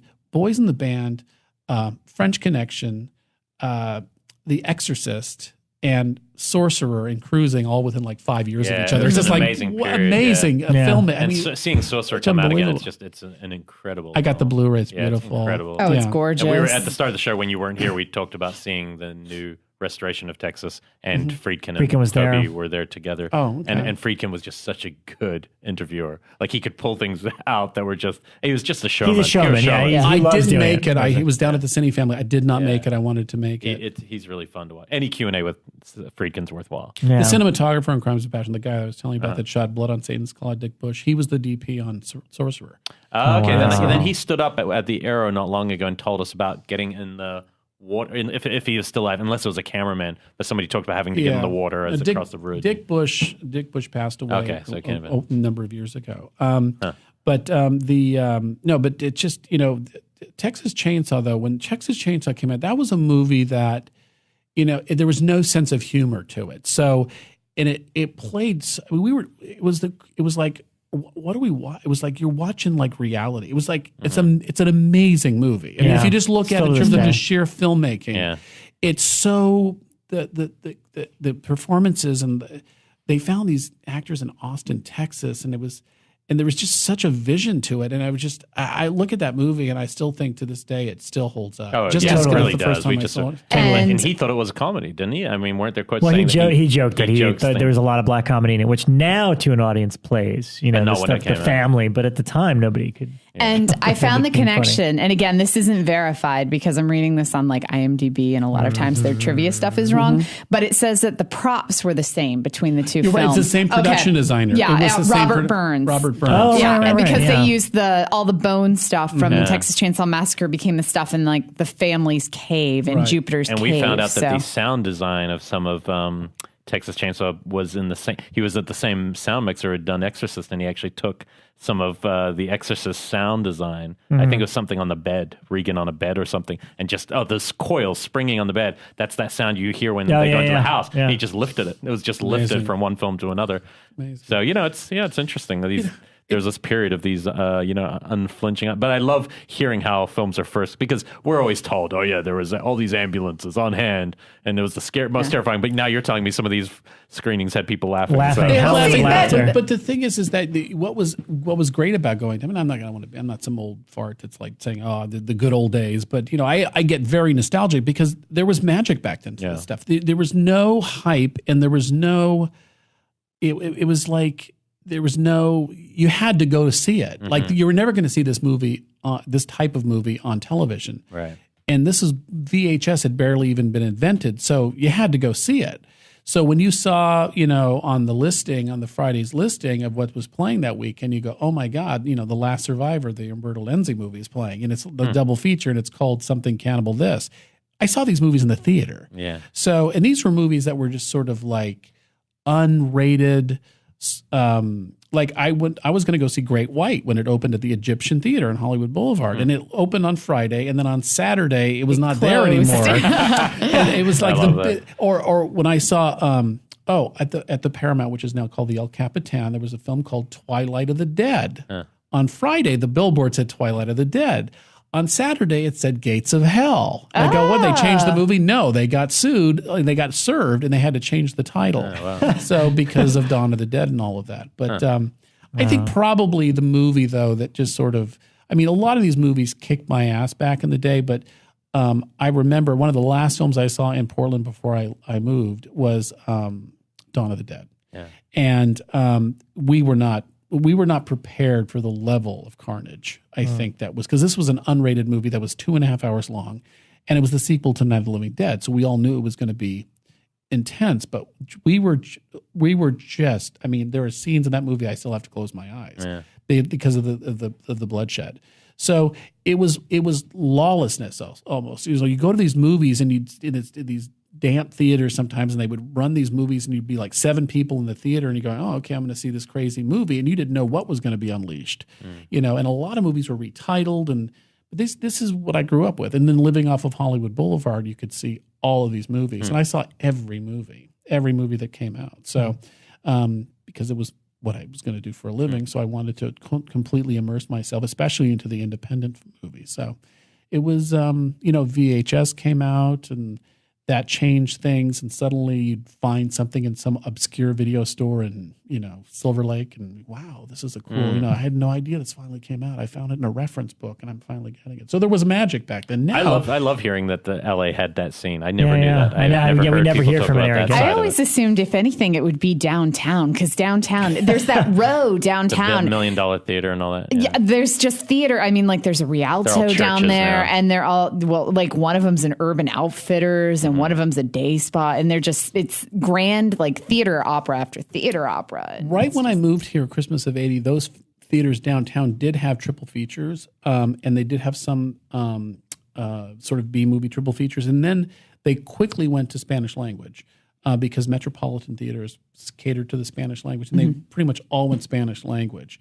And when I was a projectionist in Portland, Oregon, in between my production assistant jobs here, I would go work for the local 150 at Union, and I would be a projectionist at these kind of theaters. And so that would get stuck going to these crazy drive-ins and El Monte and stuff, and seeing these crazy movies. But downtown became Spanish language, and that's where they made all their money. Those big theaters. And now they're trying to have some sort of a conservancy where they get donations to fix the theater. Yeah, I read that they're trying to save some of them. The Los Angeles theater is now sort of like almost a rental lot where you can go and have your weddings and things like that. But downtown LA is finally, taking off again. But during the Rodney King riots, pretty much everyone left downtown in terms of residents. That was kind of scared everybody. It was just everything was just kind of crazy after that time for a few years, and we had a few earthquakes and a few raging firestorms and things like that. So people were like leaving the state. But then now it's like downtown LA is kind of cool. We got the subway, you got a Ralph's down there now, and there's a Target. It's like a Target, and there's like, it's a cool place. Hasn't Charles Band's office always been next to Skid Row? It's like No, he's been all over the place. When I first started working for him, he was on La Brea and Hollywood Boulevard. That Gold's Gym there was his building. Oh, weird. And then he went to 9200 Sunset, 9000 Sunset. Then he went to another, and then he built a studio in Echo Park. I think he built it. It was that area, Echo Park. He built a big studio there when he built his. That's when he had his Paramount deal, and then he went to Hollywood and back and forth. And I think now he likes to have a nice big chunk of real estate because he has. But not only does he make movies and release movies, but he has his new fullmoonstreaming.com streaming site. But also he he's in the merchandising business. So he has a warehouse, tons of merch, and it's all coming in on pallets and in containers from China. So he needs a big bunch of space. And the cost of real estate in LA is through the roof. So he's like, his main office is like 2 blocks from Skid Row. It's a little creepy. It's creepy. It is not in a good area. Yeah, I definitely would not walk out of there at night. I was scared. No, he does need a lot of space, and he actually kind of likes it too, because he likes, he doesn't want to, like I said, Charlie, why don't you just come to the Valley? Yeah, perfect. I'm in NoHo, and he goes, oh, I love North Hollywood. I love Hollywood. I love Hollywood. I love the LA. I like the flats of LA. I go, okay. He's a brave man. His neighborhood's a little stabby, I'll call it. Stabby. So, yeah, it's a little stabby. Yeah. But no, he's content there, and he likes it, and he's got his whole little empire running down there. So he seems to be in a good space right now. So especially with this new streaming. Well, he told us that he got a lot of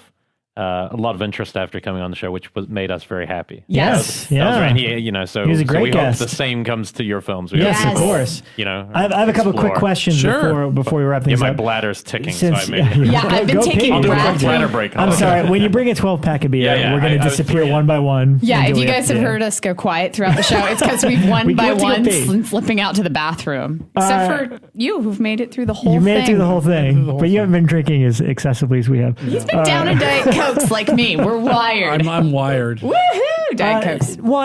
I had two things that I wanted to touch upon. Number one is, I've said on the show before, and I still stand by and mean it. And I told you when I first met you, Puppet Master 3 is not only my favorite of the Puppet Master movies, I think it's the best full moon movie. Thank you. In that time period, that was when there was Paramount money. It just production value wise, direction wise, actors, all of that stuff. Thank you. So I was just wondering if you could talk a little bit about doing that feature, and not only that, but you came back for some of the sequels, but went under different names. So why did you not take credit for some of the sequels, or what was the story between that, and what was it like making the third one when it was kind of the height of Full Moon? Well, it was a very interesting thing. I was Charlie's producer. I was producing films that he directed. I produced Crash and Burn. I produced Puppet Master Part 2, and then I was producing for him Trancers 2. And he got the numbers in for Puppet Master 2, and the numbers from Paramount were higher than Puppet Master 1, which was one of the biggest direct-to-video releases of all time. So he needed a Puppet Master 3 tomorrow. So he said, Dave, we have a studio, or we have a facility in Romania. Why don't you go ahead and let's do something about World War II. We're going to you'll shoot it in Europe, and just, it'll be sort of a, period, and we'll go back in time in Toulon with the origination of the puppets and everything. And I had produced Puppet Master 2, which was directed by a visionary Academy Award nominee visual effects guy by the name of David Allen. And that was very challenging for me, and the most challenging producing job I ever had. And so I think Charlie felt that he wanted to give me a little something. And I had already directed a film called Dr. Alien for him, which was the first film that Paramount released for him, which was the oddest thing I think I've ever experienced. When I made a movie for Charlie, and then I put it in the VHS, and there's the Paramount logo at the beginning. I'm just like, this is the most ridiculous thing, because I made that movie for like $1.97. Anyways, right. So he knew that I knew where to put the camera. He knew that I kind of knew how to move actors around. And he was never really thought I could really pull it off. But he thought, well, let's just get a script going. So I had been very friendly with Courtney Joyner. And I was a big fan of his, so I called Courtney immediately, and I said, Courtney, this is what we want to do. Can you start a script like right now? Because we need to move on this. We're going to shoot it in Romania, and we got to get out there before the winter sets in. So he goes, okay. So Courtney got started on the script, and we finished up Trancers 2. We start prepping, and then the government and a lot of things in Romania really became, there was a mess out there politically. So we thought, well, we should, we already had this delicious script.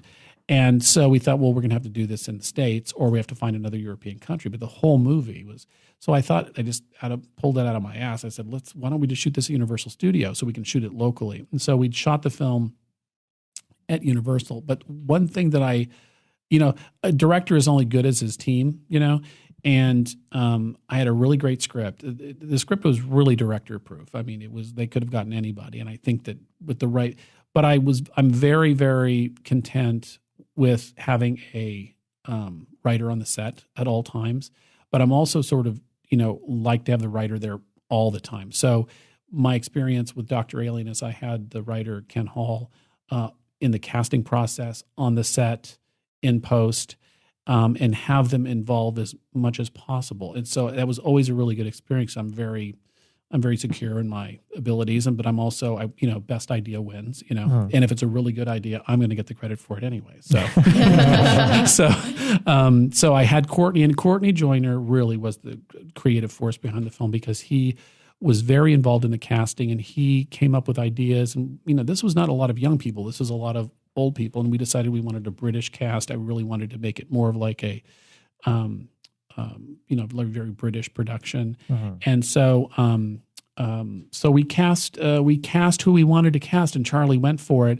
And we had an Italian cinematographer who had worked for, like Sergio Martino and people like that. So we had kind of an Italian sort of influence. And then John Schuweiler, who was the line producer, was able to secure Universal Studios for 2 days and nights. And I shot almost all my exteriors, and then we shot the interiors at the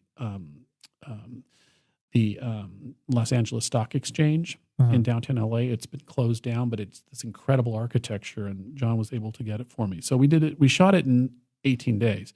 Now, the thing is, the first one was shot in probably 25 days. The second one was shot in like about 30 days. So I had less time and less money, and I had to pull off a period costume drama with lots of action, and everything was costumed, and it was a lot of stuff and a lot of puppet work. So we did 18 days of first unit, and and then we did about 2 weeks of insert photography at a small stage, and it just all came together. It was like the planets aligned, and it was an amazing feeling, because Richard Band, the composer, was very inspired by the film, but I was still like, I wanted to make the film a little more gruesome, actually, and Charlie wanted to pull back. I had some pretty gruesome scenes in it.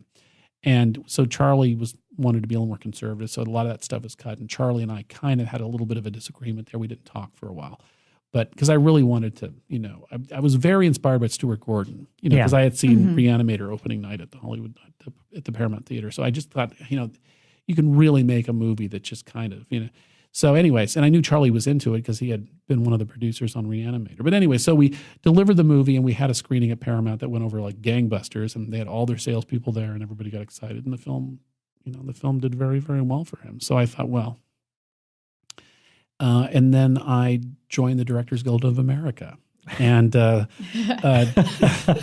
thinking I was going to be the director and the big time director. Anyways, and it was a disaster. So I had to go by an assumed name on a lot of the movies. I was scabbing constantly. I've heard so many people say that killed their careers. Well, I left the DGA, but I don't want to knock the DGA, but it's like, it's not for me. I'm not a director for hire. So, but it was one of those movies that I thought worked out really good. But I did 4 of the Puppet Master movies. Right.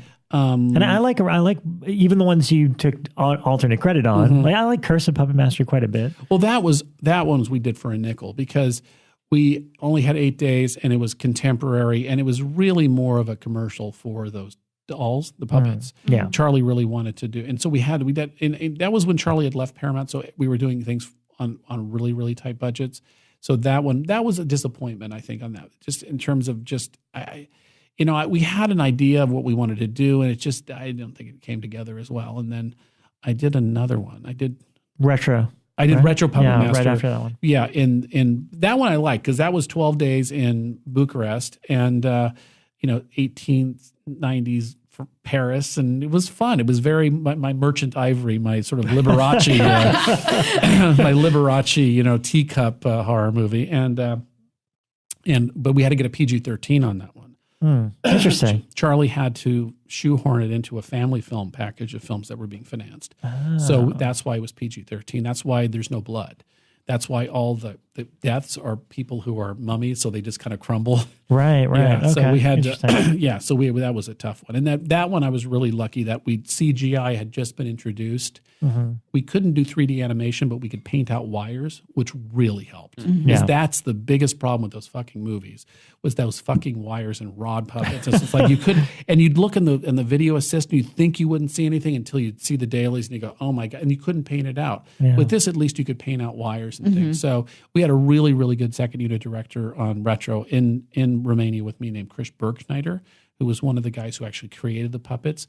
And I go, Chris, why don't you do shots that you've always wanted to do, but the directors have been such idiots they never shot them right. Why don't you shoot them right? Just tell me what you want to do, and I'll say if I like it or not. Yeah. And he came up with amazing things for those puppets to do, and that's why I think that film kind of works in its own weird, kind of quirky, oddball way. Mm-hmm. And then I went to China for Charlie. Charlie had a deal in China at some bandit studio that was off the grid in Guangzhou. That was sort of like this crazy studio. And so we'd land in Hong Kong, me and the cast, and we'd have to take a train into mainland, but we'd have to go in as visitors. And then they would pick us up, and then they took us to this crazy studio. It was behind it. It was like this bandit off the grid studio. And so we made it there like with no government reading of the script or anything. It was completely, totally bandit. It was a totally bandit production. Wow. And it was a really bad experience for me. That's Axis of Evil, the later one. I mean, I love that cast. The cast was great. A couple of actors I had worked with before. Some of them are now some of my best friends. But just the experience of working in China, and I've been all over the world. I mean, I did a movie in South Africa, which I loved, in Johannesburg. Lots of movies in Romania, throughout Canada, London, Turks and Caicos Islands, and but right after China, I did that movie for Charlie, and it was like, okay, 4 puppet masters, Charlie, I can't really do any more fucking things with those puppets. I don't have an idea left on my goddamn head. Mm-hmm. You just got to get somebody, you got to do it yourself or whatever. And he goes, fine. So I did that movie and everything. And then I went to the Philippines and I did a Kung Fu movie called Body Blow, which is finally coming out. It's a long story about that. It was completely that was a bank finance movie by Merrill Lynch that they foreclosed. It was a long story. But I got it, I've always loved those Philippine action movies by Sergio Santiago, and I want to go make one. So I went and made one, but my style. So it's Dave DeCoteau style. So all the guys are really hot, hot Asian dudes. Nice. And good white shorts. There's a lot of white shorts. White shorts. Less machete maidens, more. Exactly. There's a lot of Asian dudes. Let me tell you something. There's a lot of, we had kung fu battles on skyscrapers. I mean, there's a lot of action in that movie. So when it finally comes out, I'm going to post the trailer in a couple of weeks, but I'm really happy with that one. But I love the Philippines. The Philippines and South Africa are the 2 greatest places on earth to make movies. Wow. It's just, it's no amazing. one ever makes movies in South either Africa, place. I haven't heard much about South Africa as a film production. And Philippines, I just always hear about how guerrilla everything is and how it's a constant battle and very cheap. Well, there's a lot of, productions actually still done in South Africa, but like the last 2 From Dusk Till Dawns were done there, and there's a lot of production there. But people, there's this is post-apartheid and everything, so now it's cool to shoot there. But it's not a lot of. Who's that one? What is that one movie that was? Oh, that guy. It was really well. About the alien. District 9. District 9. Yeah. Exactly. That was done there. Yeah, Blomkamp. Yeah, That's exactly. Right. Lost Boys 3 was done there. Yeah, exactly. But I think it was 3. It was it's one cool of the that, it's cool that ones. you came here. Like, I like the moral, what I'm pulling from the story. You came here at 18, in LA, and you've literally traveled the world. You've made 100 movies. You've worked with some amazing actors, and by the end of it, you found the thing that you really enjoy doing and can do it, and have found like your people, through cinema. And I love that. That's a cool story. I just, I'm unfortunately like the most pragmatic person I know, which is why I'll never be rich. I don't want to deal with assholes, which is why I'll never be rich. To me, it's a great business. And I love the movies. Sometimes it's like, I just see so much struggle in this town, and some amazingly talented people who've made incredible films that no one has ever seen. Yeah. You go to a film festival and you see these great movies, and then it's like they vaporize. They're gone. Yeah. It's just like all that blood, sweat, and tears. I'm not going to go that route. I'm going to make my movies, and I'm going to work really hard to make sure people know about them, and and make sure that they go to Rapid Heart TV to watch the trailers and see them. Nightmare Sisters. There you go.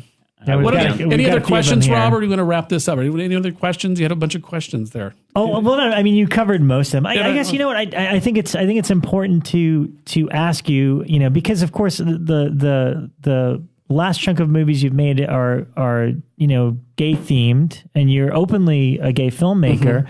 You came to town in 1980 and started in the business with Corman. And I'm just curious because, it seemed, at least when I was younger, there was almost a stigma in the business about that, whereas now it's not that big a deal.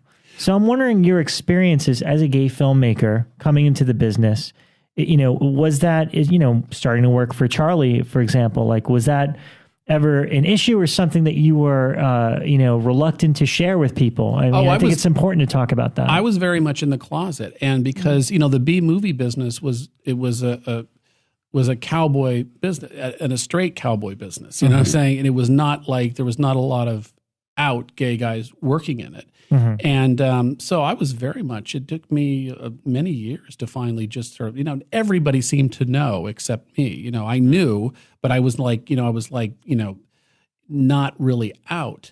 And then, suddenly you do, and suddenly it's no big deal. And then suddenly it seems like you can't throw a rock in this town without hitting a queen in the head. It's just like, it's the gayest town I've ever been. It's like, doesn't anybody in this town fuck women anymore? It's just like women do. Like constantly. So Tom Cruise, yes or no? I've never had anyone answer this question. Come on. I know, but I want to know. No, okay. I don't think any of them. I think the guys with the most rumors about them are the guys that are probably getting more pussy that you could possibly imagine.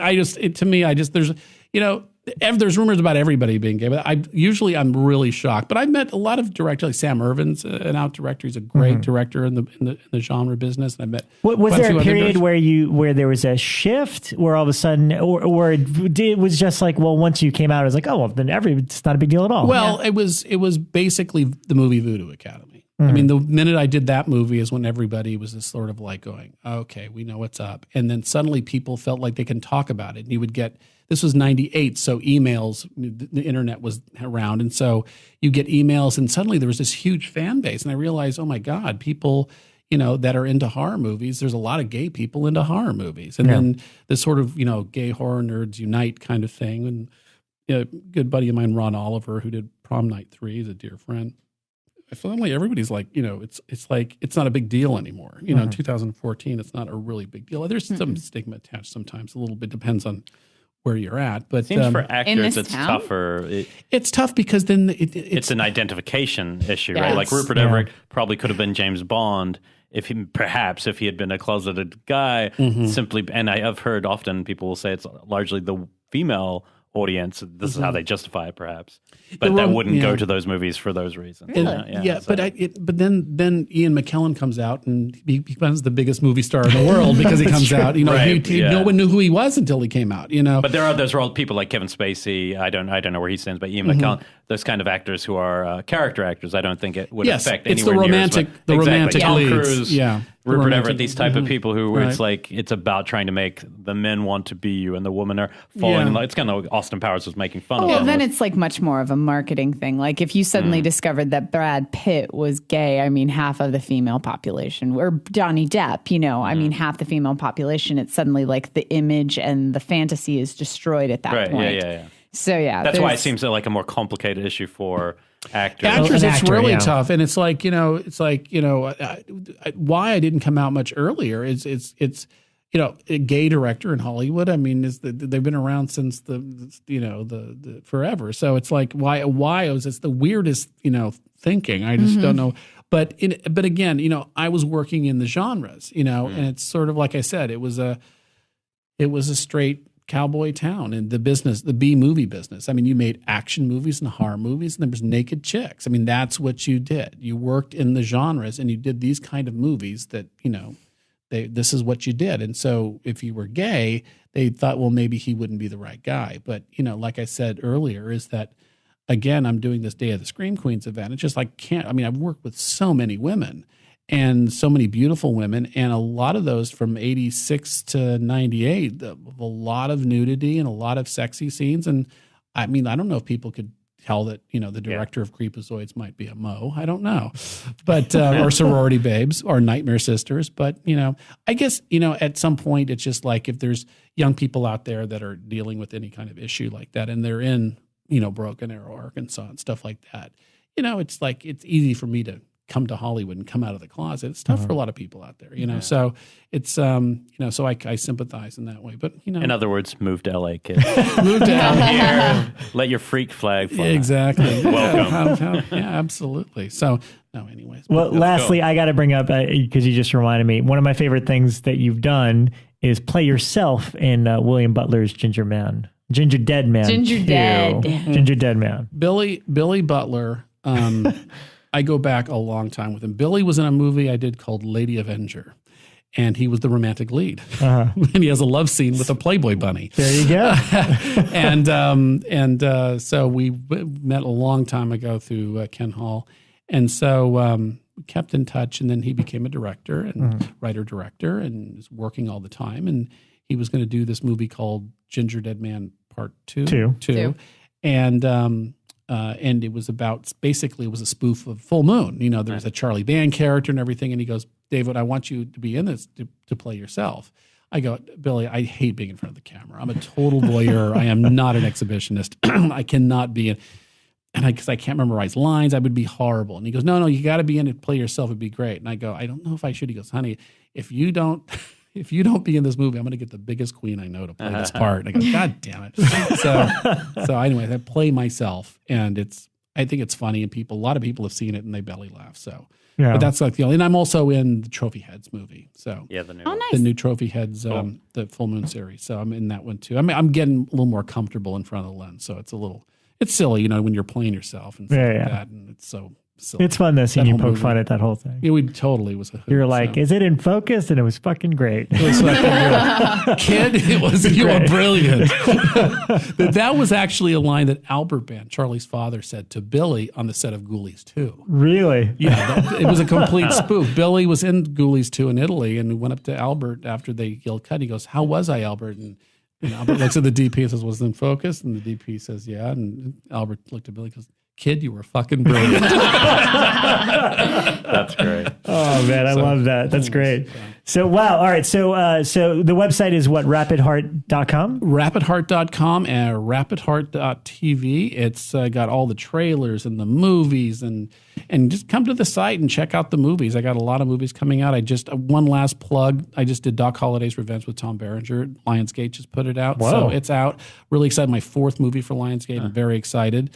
That Rapid Heart produced for them, and was great working with Tom Berenger. He's a doll, and that was my first Western.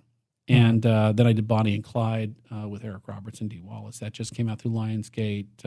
Hansel and Gretel with Boo Boo Stewart from Twilight. That's out through Lionsgate. So there's a lot of stuff, a lot of movies. But if you go to the website, rapidheart.com, you'll see all my stuff. And then, of course, Knock 'em Dead, my comedy, comes out in November. So we'll give a prize to anyone who's seen all 100. Yes. Every David DeCoteau movie. The truth. We want proof that you've seen them all. I gotta end it with one last plug though, guys. Sure. I'm such a hooker right now. You guys are gonna edit all this out. Nope. You guys are edited, baby. There's no editing here. No editing here. I did a movie called 90210 Shark Attack.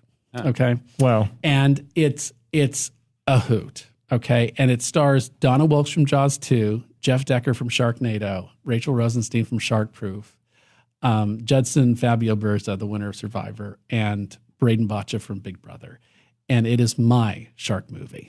And it is a hoot. So it comes out in January. So you had to be in Jaws 2. Okay. 90210 Shark Attack. So, anyways. Thanks for inviting me in, guys. Sure. Are you active online at all? Facebook, Twitter, any of that stuff? Yep, the whole thing. Facebook, Twitter. I think I'm at David DeCoteau. I'm not. I do the Facebook a little bit myself, but I got a guy that helps me do all that stuff because I complete bonehead. I'm not talking to you. Someone liked all of my pictures from FEARnet. I was like, oh, David DeCoteau liked all my pictures. And maybe it was really him. No, I can do the like. There. I can do the like, and I can do the posting, but I can't do like the Twitter and the Instagram and all the...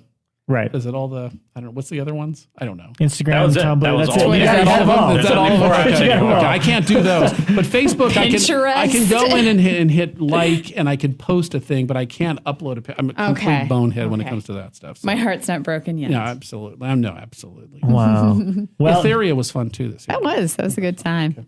That was David DeCoteau. Thank you so much for coming on episode 69. 69. 69. We didn't do any 69 jokes. Sexy enough, guys. We Come failed on. terribly. We're going to save the sexy for our Linnea. Once we watch these movies that he gave us. I have a not so sexy plug. Okay, I'll make it sexy. More plugs? Nobody's listening anymore. I know. But okay, I'll do it sexy. So this weekend, I'm going to be at Scare LA. It's a Halloween convention. And it's going on all weekend. So swing by and you can see me at the Fango booth.